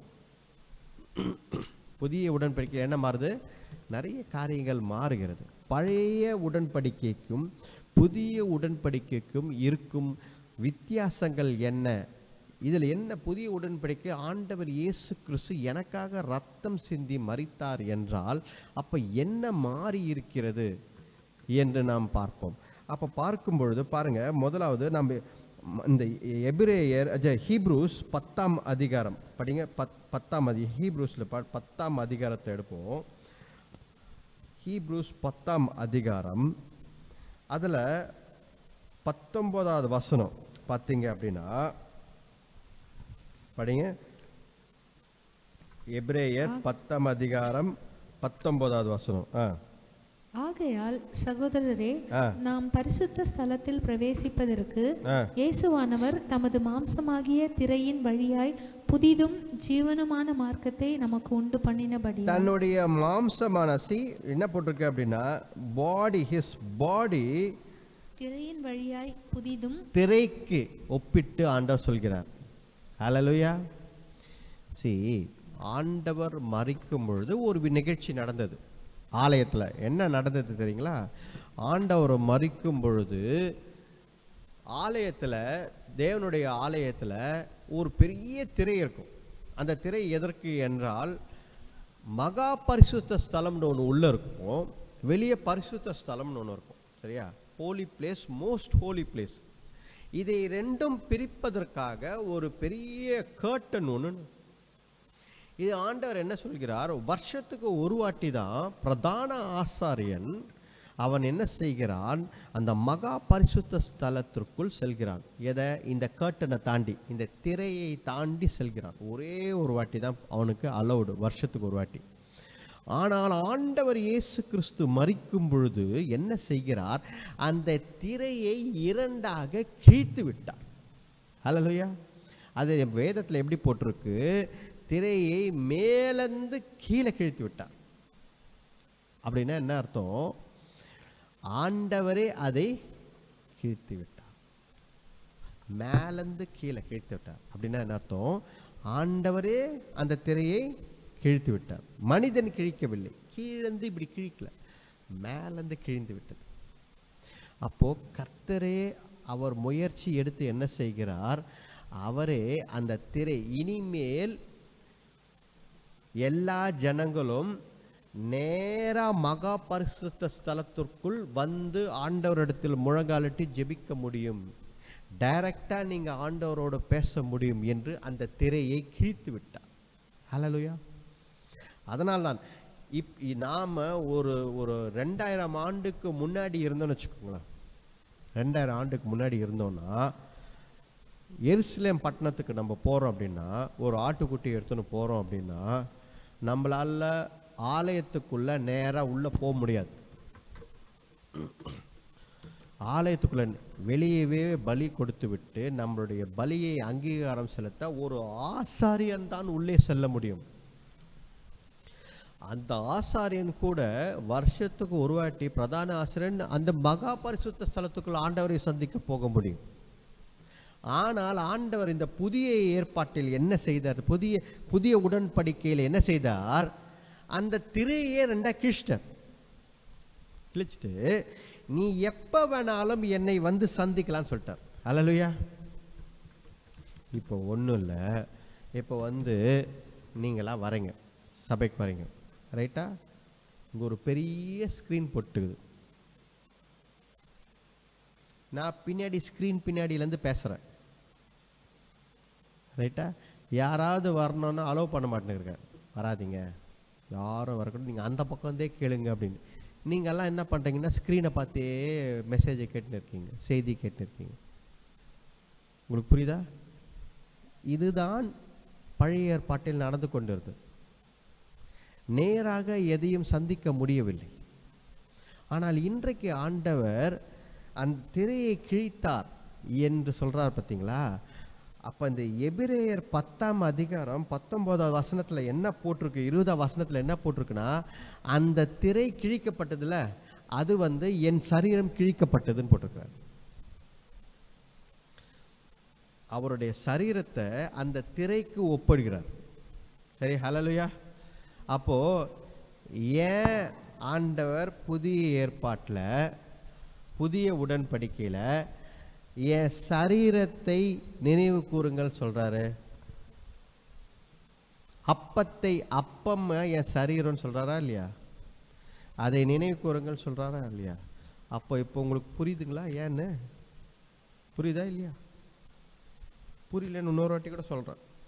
ஏன் அப்படின்னா, அந்த சரீரம், ஆண்டவர் பிக்கப்பட்ட சரீரம் பார்த்தீங்களா, அந்த சரீரம் பிக்கப்பட்டதால் தான் ஆலயத்தில் இருக்கிற திரை இரண்டாக கிழிக்கப்பட்டது. ஆலயத்தில் இருக்கிற திரை இரண்டாக கிழிக்கப்பட்டதால் தான் ஆண்டவரை நம்ம இன்னைக்கு நேரா போய் முட்டி போட்டு அப்பா பிதாவேன்னு கூப்பிடுறோம். ஹல்லேலூயா. புரியுது? அப்போ ஆண்டவர் சொல்றாரு, இது என்னுடைய சரீரம், இது அதை நினைவு கூறுங்கள் என்று சொல்லி தான் கம்யூனியன் எடுக்கிறோம். ஹல்லேலூயா. பாருங்க, இன்னொன்று என்ன அப்படின்னா, அந்த 19வது வசனத்தில் இயேசுவின் ரத்தம் அப்படின்னு மென்ஷன் ஆயிருக்கு. கரெக்டா இல்லையா? இயேசுவின் ரத்தம் பாவத்தை கழுவுகிறது. பிரதான ஆசாரியன் எடுத்துக்கொண்டு வருஷத்துக்கு ஒரு வாட்டி ஆட்டுக்குட்டியின் ரத்தத்தை எடுத்துன்னு அப்படியே அந்த ஆலயத்துக்குள்ள போவான், பயந்துன்னு போவான். ஆனால் இன்றைக்கு பரலோகத்தில் ஒரு ஆலயம் இருக்கு. சரியா? பரலோகத்தில் ஒரு ஆலயம் இருக்கு. அந்த ஆலயத்தில் ஆண்டவர் இயேசு கிறிஸ்து தன்னுடைய இரத்தத்தை எடுத்துக்கொண்டு உங்களுக்காகவும் எனக்காகவும் பிதாவுக்கு முன்பதாக சென்றிருக்கிறார். ஹல்லேலூயா. அந்த ரத்தம் அவருடைய ரத்தம் தான், அவர் சிந்தின ரத்தம். வேதத்தில் என்ன போட்டிருக்கு? ஆண்டவர் இயேசு கிறிஸ்துவின் ரத்தத்தை பிதாவானவர் ஒவ்வொரு வாட்டி பார்க்கும் பொழுதும் நம்மை மன்னிக்கிறார். ஹல்லேலூயா. இப்போ நம்ம சில பேர் யோசிக்கிறோம், ஒவ்வொரு வாட்டியும் ஆண்டவர் மன்னிக்கிறாரே அப்படின்னு. ஏன் தெரியுங்களா? ஒவ்வொரு வாட்டியும் ஆண்டவர் நம்மை மன்னிக்கிறார். இயேசு கிறிஸ்துவின் ரத்தம் நமக்காக சிந்திருக்கிறார். அவருடைய ரத்தம் விலை உயர்ந்த ரத்தம். அதை பார்க்கும் பொழுதெல்லாம் நம்மை மன்னித்து கழுவுகிறார். ஹல்லேலூயா. அதனால தான் there is value in the blood of Jesus Christ. இப்போ இதை பார்த்த பிறகு ஆண்டவர் என்ன சொல்றாரு? அப்போ இந்த புதிய உடன்படிக்கையிலே நமக்குள்ள மாற வேண்டிய சில காரியங்கள் இருக்கிறது. அது என்ன அப்படின்னு பார்த்தீங்க அப்படின்னா, படிங்க ஜெரமாயா 31ஆம் அதிகாரம் 31ஆம் வசனம். இதோ நாட்கள் வருமென்று கர்த்தர் சொல்லுகிறார், அப்பொழுது இஸ்ரவேல் குடும்பத்தோடும் யூதா குடும்பத்தோடும் புது உடன்படிக்கை பண்ணுவேன். புது உடன்படிக்கையை நான் செய்ய போகிறேன். எது? இந்த புதிய உடன்படிக்கையை தான் ஆண்டவர் சொல்றார். இந்த புதிய உடன்படிக்கையை தான் நான் செய்ய போகிறேன். படிங்க 33ஆம் வசனம். அந்நாட்களுக்கு பிற்பாடு நான் இஸ்ரவேல் குடும்பத்தோடே பண்ண போகிற உடன்படிக்கையாவது, நான் என் நியாய பிரமாணத்தை அவர்கள் உள்ளத்திலே வைத்து அதை அவர்கள் இருதயத்திலே எழுதி, என் நியாய பிரமாணங்களை அவர்கள் உள்ளத்தில் வைத்து அவர்கள் இருதயத்தில் நான் அதை எழுதுவேன். ஹல்லேலூயா. நான் அவர்கள் தேவனாய் இருப்பேன். நான் அவர்களின் தேவனாய் இருப்பேன். இந்த புதிய உடன்படிக்கை ஆண்டவர் என்ன சொல்றாரு? இதுக்கு முன்பதாக வார்த்தை வெறும் ஒரு ஸ்க்ரோல்ல மட்டும் இருந்தது. சரியா? ஒரு பார்த்தீங்கன்னா நீங்கள் அந்த இஸ்ரவேலர்கள்லாம் பார்த்தீங்க அப்படின்னா ஒரு ஸ்க்ரோல் இருக்கும். ரைட்டா? ஸ்க்ரோல் மேபி லெதரில் இருக்கலாம். ரைட்டா? அதில் எழுதியிருப்பாங்க. சில வந்து சில பதம் பற்ற ஒரு பண்ணப்பட்ட ஒரு இலைகள் இருக்கலாம். அந்த மாதிரி நிறைய விஷயங்கள் இருந்தது. ஆனால் அந்த வார்த்தை தனியாக எடுத்து வைக்கப்பட்ட வார்த்தைகளாக இருந்தது. ஆண்டவர் இப்போ புதிய ஏற்பாட்டில், புதிய உடன்படிக்கையில் என்ன சொல்கிறாரு? இந்த வார்த்தையை அவர்கள் மனதிலையும் அவர்கள் இருதயத்திலும் நான் எழுதுவேன் என்கிறார். ஹல்லேலூயா. இப்போ ஆண்டவர் சொல்வது என்ன? புதிய உடன்படிக்கை என்ன மாறணும் அப்படின்னு பார்த்தீங்க. என் ரத்தத்தை சிந்திருக்கிறேன், என் சரீரத்தை பிடிக்கப்பட்டு நான் உங்களை வந்து ரட்சித்திருக்கிறேன், பாவத்தை கழுவியிருக்கிறேன். ஹல்லேலூயா. என்ன மாறணும் அப்படின்னு பார்த்தீங்கன்னா ஆண்டவர் என்ன சொல்கிறார் அப்படின்னா, உங்கள் மனதிலும் உங்கள் இருதயத்திலும் வேதம் வார்த்தை, என்னுடைய வார்த்தை எழுதப்பட்டிருக்க வேண்டும். ஹல்லேலூயா. அதை என்ன சொல்கிறாரு? நீ எழுத முடியாது, நானே அதை செய்கிறேன் என்கிறார். ஹல்லேலூயா. அப்போ கர்த்தரை ஏற்றுக்கொண்ட ஒவ்வொருத்தரும் கர்த்தருடைய வார்த்தை நம் இருதயத்தில் எழுதப்பட்டிருக்கு. கரெக்டாக இல்லையா? நம் இருதயத்தில் எழுதப்பட்டிருக்கணும். பாருங்க,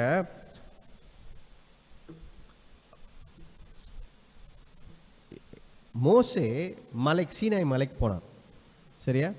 சீனாய் மலையில் போகும்பொழுது ஆண்டவர் 10 கட்டளைகளை எப்படி கொடுத்தார் தெரியுமா? எப்படி கொடுத்தார்? கல் மேலே எழுதி, கரெக்டா இல்லையா? ஒரு கல் பலகையில் 10 கட்டளைகளையும் அவரே எழுதி மோசே இடத்தில் கொடுத்தார். 2 வாட்டி செய்தார். அதை முதல் வாட்டி கொடுக்கும் பொழுது மோசே கோபத்தில் போட்டு உடைச்சிடறான். ரைட்டா? இஸ்ரவேலர்களை பார்க்கும் பொழுது, அவர்கள் பாவத்தில் இருக்கும் பொழுது அவன் கோபப்பட்டு அதை உடைத்து விடுகிறான். அப்புறம் 2வது வாட்டி போய் தான் ஆண்டவரிடத்தில் மறுபடியும் அந்த 10 கட்டளைகளை கல்லில் எழுதப்பட்டு. அப்போ வார்த்தை எங்கே எழுதப்பட்டிருந்தது? எங்கே எழுதப்பட்டிருந்தது? மோசேக்கு கொடுக்கும் பொழுது கல்லில் எழுதப்பட்டது. அதுக்கு தான் அந்த வசனத்தை படிங்க. 2 கொரிந்தியர் 3ஆம் அதிகாரம் 3ஆம் வசனம் படிங்க. 2 கொரிந்தியர் 3ஆம் அதிகாரம் 3ஆம் வசனம். ஏனெனில் நீங்கள் எங்கள் ஊழியத்தினால் உண்டாகிய கிறிஸ்துவின் நிரூபமாய் இருக்கிறீர்கள் என்று வெளியரங்கமாய் இருக்கிறது. அது மையினால் அல்ல, ஜீவனுள்ள தேவனுடைய ஆவியினாலும் கற்பலகைகளினால் அல்ல, இருதயங்களாகிய சதையான பலகைகளிலேயும் எழுதப்பட்டிருக்கிறது. கனெக்ட் ஆகுதா? என்ன சொல்றார் ஆண்டவர்? கற்பாறைகளால் எழுதப்பட்ட வார்த்தைகள் அல்ல, இருதயங்களாகிய சதையான பலகைகளிலேயும் எழுதப்பட்டிருக்கிறது. ஹல்லேலூயா. பாருங்க, அப்ப ஆண்டவர், ஜீவனுள்ள ஆண்டவர், இந்த புதிய உடன்படிக்கையில என்ன சொல்றார் அப்படின்னா, கர்த்தருடைய வார்த்தை உன் இருதயத்தில் எழுதப்பட்டிருக்கணும், கல்லில் எழுதப்பட்ட கல்லாகவே இருக்கக்கூடாது. உன் இருதயம் கல்லில் ஆக இருந்த அதிலிருந்து மாறி ஒரு என்ன சொல்றது, ஒரு ஜீவனுள்ள வார்த்தையாக உன்னுடைய இருதயத்தில் இருக்க வேண்டும். ஹல்லேலூயா. அதுதான் ஆண்டவர். இந்த புதிய ஏற்பாட்டில் முதலாவது நாம் பார்ப்பது என்ன? கர்த்தர் சொல்வது, வார்த்தை, ஜீவனுள்ள வார்த்தை உன் இருதயத்திலும் உன் மனதிலும் எழுதப்பட்டிருக்க வேண்டும். ஹல்லேலூயா. இப்போ ஒரு காலகட்டம் வரும், இனிமேல் ஒரு காலகட்டம் வரும், வேதம் இல்லாமல் போய்விடும். அது அது அது பைபிள்லேயே எழுதப்பட்டிருக்கு. பைபிள்லேயே என்ன சொல்கிறாங்க அப்படின்னா, எழுதப்பட்டிருக்கிறது, ஒரு காலம் வரும், அப்போது வேதம் கிடைக்காம போயிடும், உலகத்தில் பைபிளே இருக்காது, அப்போ நீங்கள் கர்த்தருடைய வார்த்தைக்காக தேடின்னு ஓடுவீங்க. அதனால் ஆண்டவர் இன்றைக்கு என்ன சொல்கிறாரு? கர்த்தருடைய வார்த்தை உன் இருதயத்தில் எழுதப்பட்டிருக்கும். ஹல்லேலூயா. அப்போ அந்த பாதிப்பு, கர்த்தருடைய வார்த்தை, ஜீவனுள்ள வார்த்தை உன் வாழ்க்கையில செயல்பட வேண்டும். பரிசேயரை ஏன் ஆண்டவர் திட்டினே இருந்தார்? அன்ற காலத்தில் ஆண்டவர் பரிசேயர் சதுசேயரை ஆண்டவர் திட்டி, எப்போ பார்த்தா திட்டினே இருப்பார். இவர்கள் சரியில்லை, இவர்கள் வேஷம் போடுறாங்க, வெள்ளை அடிக்கப்பட்ட கல்லறை அப்படிலாம் சொன்னார். ஏன் சொன்னார்? ஏன் சொன்னார் தெரியுங்களா? இவர்கள் எல்லாம் என்ன செய்தாங்கன்னா, கர்த்தருடைய வார்த்தையை ஒரு சின்ன பேப்பரில் எழுதி அதை ஒரு இதை சுருட்டி ஒரு நூல் கட்டி நெத்தியில் கட்டிக்குவாங்க, கையில் கட்டிக்குவாங்க. கயிறு, இப்போ கயிறு நிறைய பேர் பார்க்குறாங்க, கயிறில் கயிறு கட்டிக்கிறாங்க, நெத்தியில் கட்டிக்கிறாங்க அப்படின்னு. இதெல்லாம் எங்கேருந்து ஆரம்பிச்சுன்னா அங்கேருந்து ஆரம்பிச்சுது. ரைட்டா? இந்த ஷால் ஒரு ஷால் ஒன்று போட்டிருப்பாங்க. யார்? இஸ்ரவேலர்கள் அந்த ஷாலை ஒன்று போட்டிருப்பாங்க. அந்த ஷாலில் முனையில் பார்த்தீங்க அப்படின்னா வார்த்தையை எழுதி எழுதி எழுதி எழுதி முடிச்சு போட்டு வச்சுப்பாங்க. இருதயத்தில் அவங்க ஆண்டவருடைய வார்த்தையே இல்லை. எங்க இருதயத்தில் வார்த்தையே இல்லை. ஷாலில், நெத்தியில், கையில், ரைட்டா, இந்த மாதிரி எழுதி ஆண்டவர் என்ன சொல்றாரு? நீ வெள்ளை அடிக்கப்பட்ட கல்லறை என்றாரு. எப்படி சொல்றாரு அப்படின்னா, வார்த்தை உனக்குள்ள இல்லை, வெளியே தான் வார்த்தை காட்டுறாரு. ஹல்லேலூயா. புதிய ஏற்பாட்டில் இந்த புதிய உடன்படிக்கையில் ஆண்டவர் என்ன சொல்றாரு? வார்த்தை உனக்குள்ளே இருக்க வேண்டும், எழுதப்பட்டிருக்க வேண்டும். ஹல்லேலூயா. வெறும் வெளியே வேஷமாக இருக்கக்கூடாது, அந்த வார்த்தை உனக்குள்ளே செயல்பட வேண்டும். ஒன்றும் இல்லை, இப்போ கர்த்தரை நான் நம்புகிறேன், கர்த்தரை நான் விசுவாசிக்கிறேன் என்ற ஒரு வார்த்தை. டோன்ட் வரி, கவலைப்படாதீர்கள் என்ற ஒரு வார்த்தை. அது வெறும் வார்த்தையாக இருக்கக்கூடாது. உங்களுக்கு வார்த்தை தெரியும், ஆனால் அது என்னன்னா வெறும் வார்த்தையாக இருந்து பிரச்சனை வரும்போது நம்ம பதட்டப்பட்டு கவலைப்படுறோம். அப்போது ஆண்டவர் என்ன சொல்றாருன்னா, அந்த வார்த்தை உன் இருதயத்தில் எழுதப்பட்டிருக்க வேண்டும் என்கிறார். ஹல்லேலூயா. படிங்க, பாருங்க, ரோமர் 6ஆம் அதிகாரம் 14ஆம் வசனம் படிங்க. நீங்கள் நியாய பிரமாணத்துக்கு கீழ்ப்பட்டிராமல் கிருபைக்கு கீழ்ப்பட்டிருக்கிறபடியால் பாவம் உங்களை மேற்கொள்ள மாட்டாது. பாவம் உங்களை மேற்கொள்ளாது. ஏன் அப்படின்னு பார்த்தீங்க அப்படின்னா, பாவம் உங்களை மேற்கொள்ளாதுன்னு ஆண்டவர் ஏன் சொல்றாருன்னா, நீங்கள் நியாய தீர்ப்பிற்கு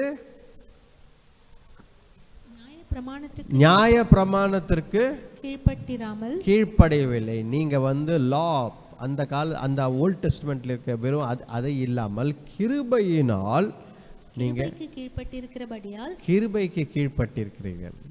கிருபைக்கு கீழ்ப்பட்டிருக்கிறீர்கள் என்ன அப்படின்னா, ஆண்டவர் உங்களையும் என்னையும் ஆண்டவர் கிருபையால் தான் ரட்சித்தார். கரெக்டா இல்லையா? ஆண்டவர் இயேசு கிறிஸ்துவ சின்ன வயசுலேருந்து பிறக்கும் பொழுதே நமக்கு தெரிஞ்சா பிறந்தோம்? தெரியாது. ஒரு நாள் திடீர்னு ஒரு நாள் ஆண்டவர் நம்மை சந்திக்கிறார். கடவுள் நம்மளை சந்திக்கிறார்.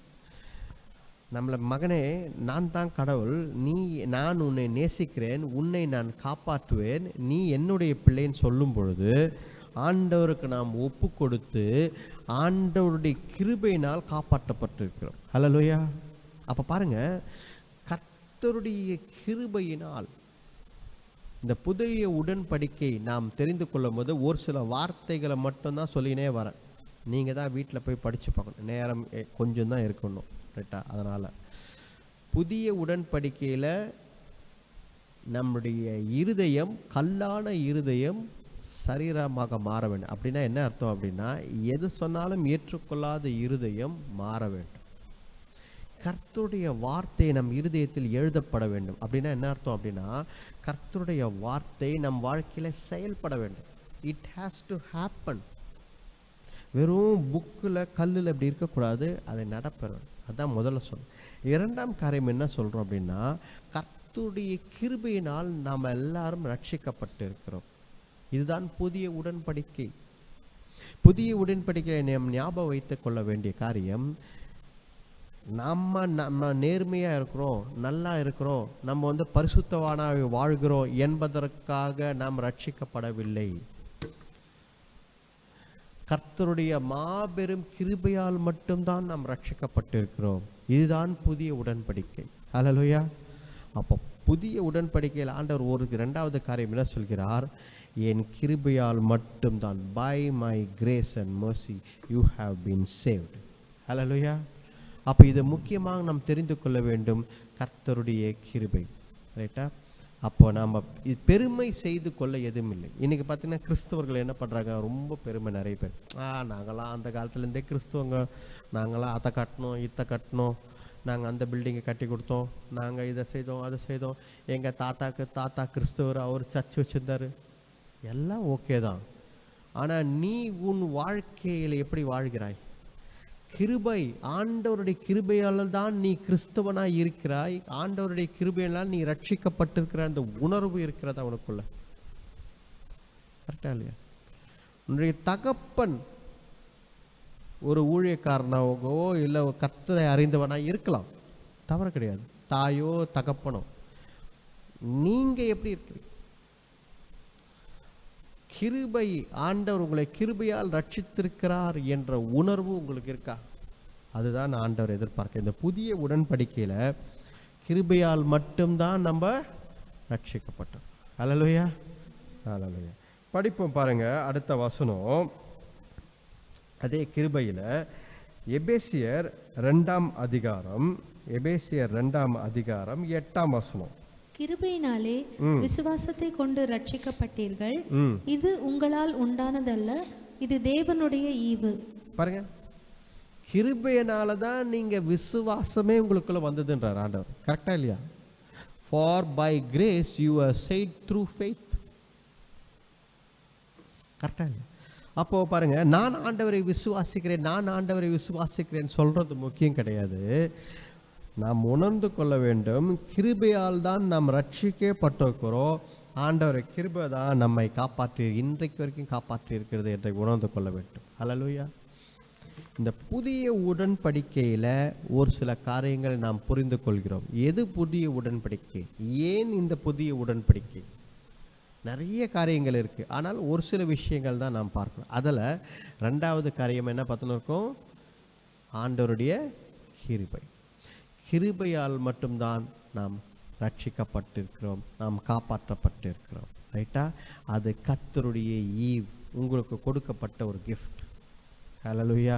அப்போ புதிய உடன்படிக்கையில் நாம் உணர்ந்து கொள்ள வேண்டியது, பெருமையோ இல்லை மற்ற என்ன நான் பரிசுத்தவானாய் வாழ்கிறேன்ற சுயமான ஒரு காரியமோ எதுவும் இருக்கக்கூடாது. கர்த்தருடைய கிருபையால் தான் நம்ம ரட்சிக்கப்பட்டிருக்கிறோம். கர்த்தருடைய கிருபையால் தான் நீங்கள் நீதிமானாக இருக்கிறீங்க. கர்த்தருடைய கிருபையால் தான் உங்கள் குடும்பம் ரட்சிக்கப்பட்டிருக்கு. கர்த்தருடைய கிருபையால் தான் உங்கள் பிள்ளைகள் நல்லா இருக்கிறாங்க. கர்த்தருடைய கிருபையால் தான் உங்கள் அப்பா அம்மா நல்லா இருக்கிறாங்க. கர்த்தருடைய கிருபையால் தான் நீ நல்லபடியாக படிக்கிற. கர்த்தருடைய கிருபையால் தான் நீ இன்றைக்கு சேஃபாக இன்னைக்கு சர்ச்சுக்கு வந்திருக்கிற அப்படின்னா எதனால்? கர்த்தருடைய கிருபையால் தான் நடந்திருக்கு. ஹல்லேலூயா. கர்த்தருடைய கிருபையால் தான் நீ இன்றைக்கு இருக்கிறாய். ஹல்லேலூயா. அதை நாம் புரிந்து கொள்ள வேண்டும். ரைட்டு, சுருக்கமாக அடுத்தது போயிடலாம். அப்போ பாருங்க, ரோமர் படிங்க. ரோமர் 6ஆம் அதிகாரம் 1ஆம் வசனம். ஆகையால் என்ன சொல்லுவோம்? கிருபை பெருகும்படிக்கு பாவத்திலே நிலை நிற்கலாம் என்று சொல்லுவோமோ? கூடாதே. பாவத்துக்கு மரித்த நாம் இனி அதிலே எப்படி பிழைப்போம்? கிறிஸ்து இயேசுவுக்குள்ளாக ஞானஸ்நானம் பெற்ற நாம் அனைவரும் அவருடைய மரணத்துக்குள்ளாக ஞானஸ்நானம் பெற்றதை அறியாமல் இருக்கிறீர்களா? ஹல்லேலூயா. அப்ப பாருங்க, ஏன் ஞானஸ்நானம் எடுத்துக்கொள்ள வேண்டும்? சரியா? ஞானஸ்நானம் எடுத்துக்கொள்ளாதவங்க ஒரு 2-3 பேர் இருக்கீங்க. ஏன் ஞானஸ்நானம் எடுத்துக்கொள்ள வேண்டும் தெரியுமா? ஞானஸ்நானம் என்பது தனியாக நான் திருப்பி சொல்லி கொடுக்குறேன். ஆனால் இந்த இதில் வர்றதால நான் சொல்கிறேன், அது கிறிஸ்துவுக்குள் நாம் மரித்து அடக்கம் செய்து கிறிஸ்துவுக்குள் நாம் உயிர்த்தெழுகிறோம் பார்த்தீங்களா, அதற்கு அடையாளமாக இருப்பது தான் ஞானஸ்தானம். அப்போனா என்ன அர்த்தம்? நான் ரட்சிக்கப்பட்டிருக்கிறேன் அப்படின்னு சொல்கிறீங்களே, சொல்கிறியா? ஜோனு சொல்வியா? நான் ரட்சிக்கப்பட்டிருக்கேன்னு சொல்வியா? நீ சொல்ல முடியுமா? ரொம்ப யோசிக்கிற பொழுது, நான் ரட்சிக்கப்பட்டிருக்கிறேன் என்று சொல்வதற்கு அடையாளம் என்ன? என்ன அடையாளம்? நீங்கள் சொல்லுங்க. இப்போ நான் வாட்ச் மாட்டியிருக்கேன் என்றதுக்கு அடையாளம் நான் வாட்சை போட்டுன்னு இருக்கேன். கரெக்டாக இல்லையா? ரட்சிக்கப்பட்டதற்கு அடையாளம் என்ன? எல்லாம் சொல்கிறோம்ல, நான் ரட்சிக்கப்பட்டிருக்கேன், நான் ரட்சிக்கப்பட்டதற்கு அடையாளம் என்ன அப்படின்னு பார்த்தீங்கன்னா, நம் இருதயம் பாவ மன்னிப்பு, ரைட்டா, ஆண்டவர் இயேசு கிறிஸ்தான் ஒரே ஆண்டவர் என்ற விசுவாசம், நம்பிக்கை, இது எல்லாம் நமக்குள்ளே இருக்கிறது. அந்த காரியமெல்லாம் நம் விசுவாசத்தினால்தான் நம்ம ஒரு நாள் ஆண்டவருக்கு ஒப்பு கொடுத்து ரட்சிக்கப்பட்டு நம் ஆண்டவரை சொந்த ரட்சகராக ஏற்றுக்கொண்டோம். அது உங்களுக்கு மட்டும்தான் தெரியும். கரெக்டாக இல்லையா? நீங்கள் என்னைக்கோ ஒரு நாள் கதவு சாத்தின்னு அழுது ஆண்டவருக்கு ஒப்பு கொடுத்தீங்க. கரெக்டா? ஆனால் இங்கே யாருக்கும் தெரியாது, வெளி உலகத்திற்கு தெரியாது. அதை வெளியே எல்லாருக்கும் காட்டி நான் ரட்சிக்கப்பட்டவன் என்று சொல்வது, அது அடையாளமாக இருப்பது தான் ஞானஸ்தானம். கரெக்டுங்களே? அப்போது ஞானஸ்தானம் நான் ஏன் எடுத்துக்கணும் அப்படின்னு நிறைய பேர் யோசிக்கிறோம். ஏன் நான் ஞானஸ்தானம் எடுத்துக்கணும்? ரட்சிக்கப்பட்ட போதாதா? ரட்சிப்பின் அடையாளமே ஞானஸ்தானம் தான். ஹல்லேலூயா. அதனால தான் என்ன சொல்கிறோன்னா, ஒருத்தர் ரட்சிக்கப்பட்டார்கள் என்றால் உடனே என்ன சொல்கிறோம்? போய் முதல் ஞானஸ்தானம் எடுத்துக்கொள்ளுங்கள். ஏன் அப்படின்னா, இந்த தண்ணீருக்குள் மூழ்கி வெளியே வரும் பார்த்தீங்களா? அந்த தண்ணீருக்குள் மூழ்கி வெளியே வரும் பொழுது அது மரித்து உயிர் தெழுந்த ஒரு அடையாளமாக இருக்கிறது. அதனால்தான் நாம் ஞானஸ்தானம் எடுத்துக்கொள்ள வேண்டும். இந்த இடத்துல இந்த வசனத்தில் என்ன போட்டிருக்கு அப்படின்னா, கர்த்தருடைய கிருபையால் தான் நாம் ரட்சிக்கப்பட்டு இருக்கிறோம். ரைட்டா? ஆண்டவர் எப்படி மரித்து அடக்கம் செய்யப்பட்டு உயிரோடு எழுந்தாரோ அதை போல நீங்களும் கர்த்தருக்குள் மரித்து, அதாவது இந்த பழைய மனுஷன் இருக்கான் பார்த்தீங்களா, பழைய மனுஷன் மரித்து இருக்க வேண்டும். பழைய மனிதன் மரித்து புது மனிதனாக நீ வாழ வேண்டும் என்பதுதான் வேத சத்தியம். ஹல்லேலூயா. அப்போ பாருங்க, இந்த இடத்துல ஆண்டவர் கிருபையினால் தான் இதை ஆண்டவர் நமக்கு தந்திருக்கிறார் என்று சொல்லி, புதிய ஏற்பாடு. ரைட்டா?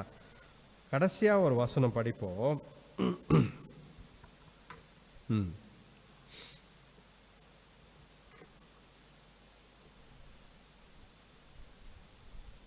அது படிங்க. யோவான் 6ஆம் அதிகாரம்,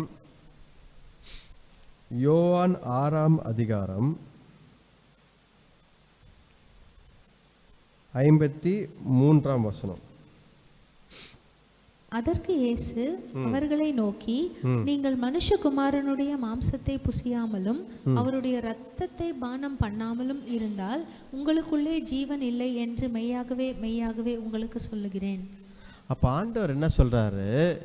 இந்த இடத்துல ரொம்ப தெளிவா இயேசு கிறிஸ்து சொல்றாரு, நீங்கள் என்னுடைய சரீரத்தையும் இந்த இரத்தத்தின் அதாவது அந்த திராட்சை ரசத்தையும் என்னுடைய சரீரம் பிக்கப்பட்டதையும் ரத்தம் சிந்தப்பட்டதையும் நினைவு கூர்ந்து இதை நீங்கள் உண்ண வேண்டும். ஹல்லேலூயா.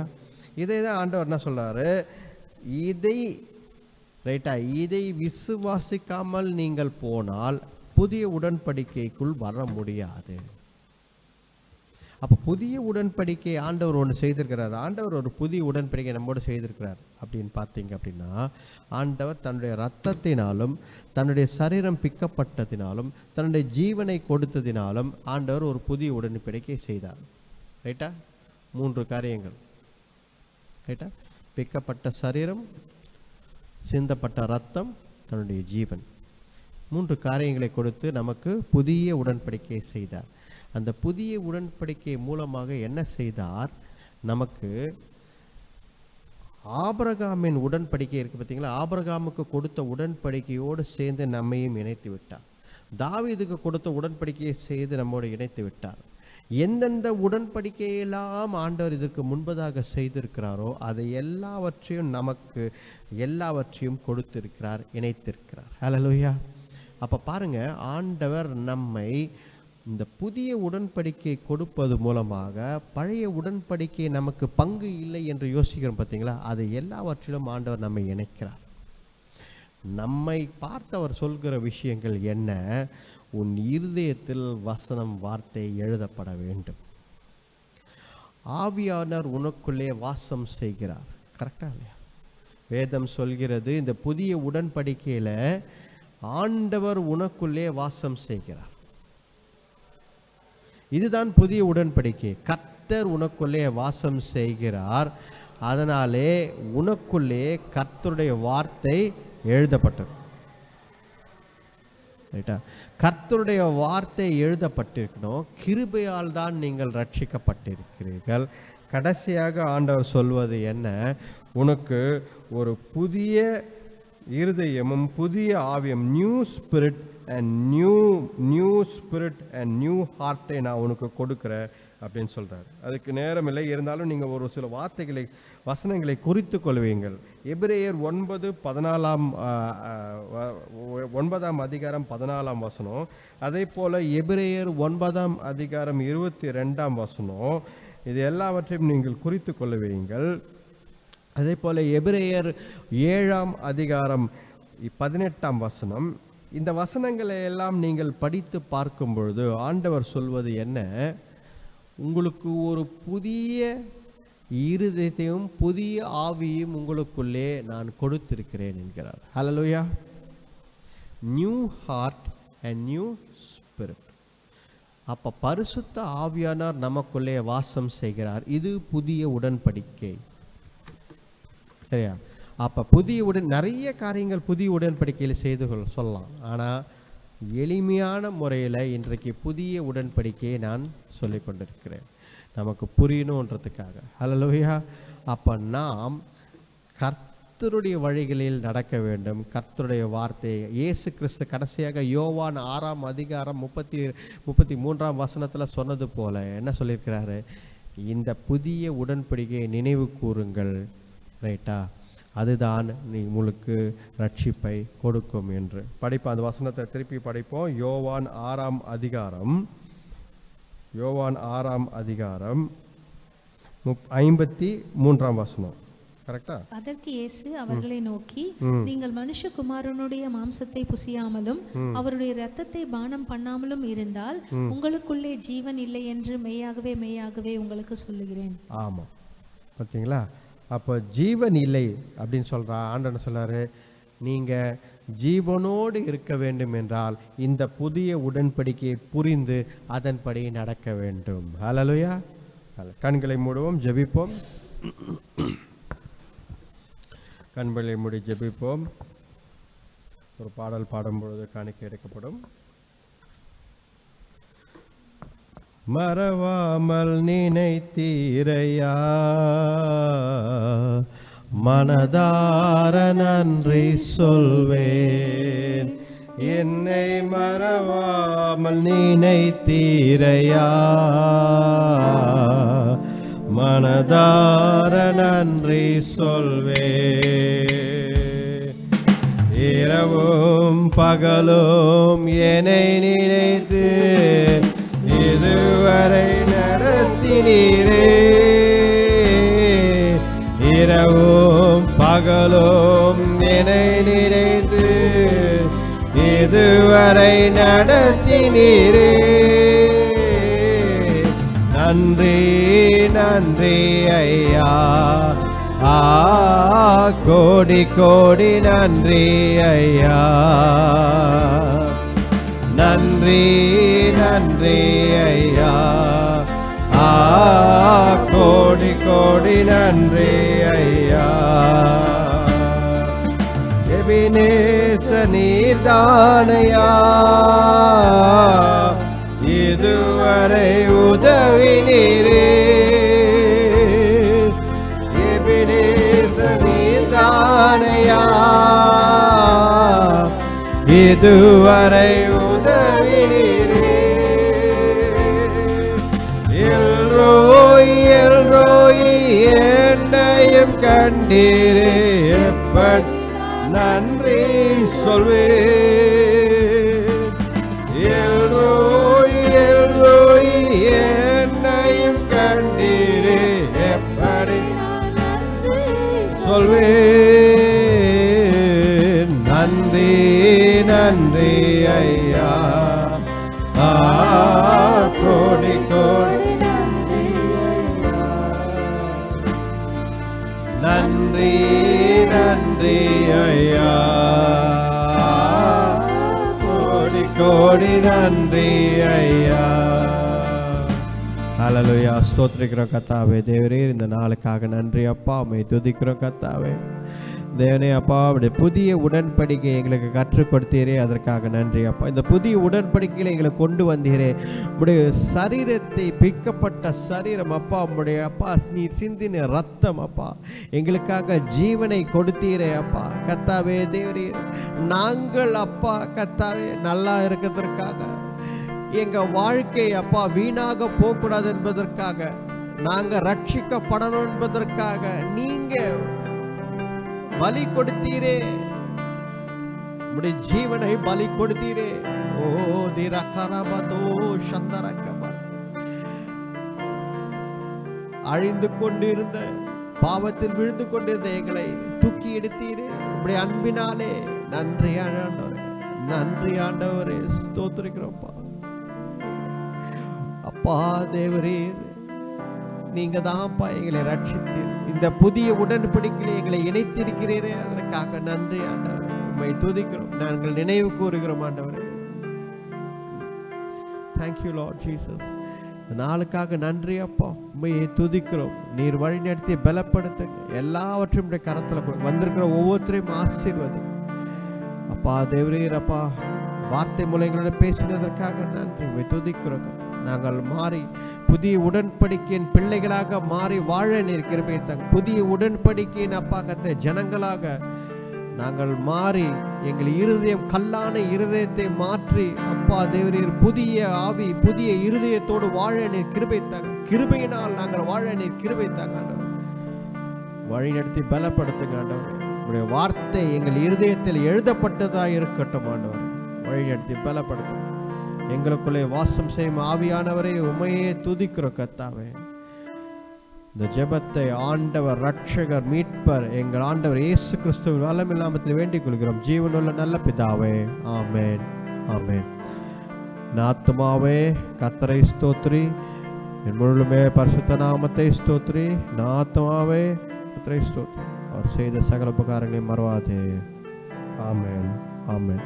நம்முடைய ஆண்டவராகிய இயேசு கிறிஸ்துவின் அன்பும் பிதாவினுடைய கிருபையும் பரிசுத்த ஆவியின் அன்யோன்ய ஐக்கியம் இன்றைக்கும் என்றைக்கும் சதா காலங்கள் நம்மோடு இருப்பதாக. Amen, amen, amen. Hallelujah, hallelujah. Praise God. Hallelujah, praise God.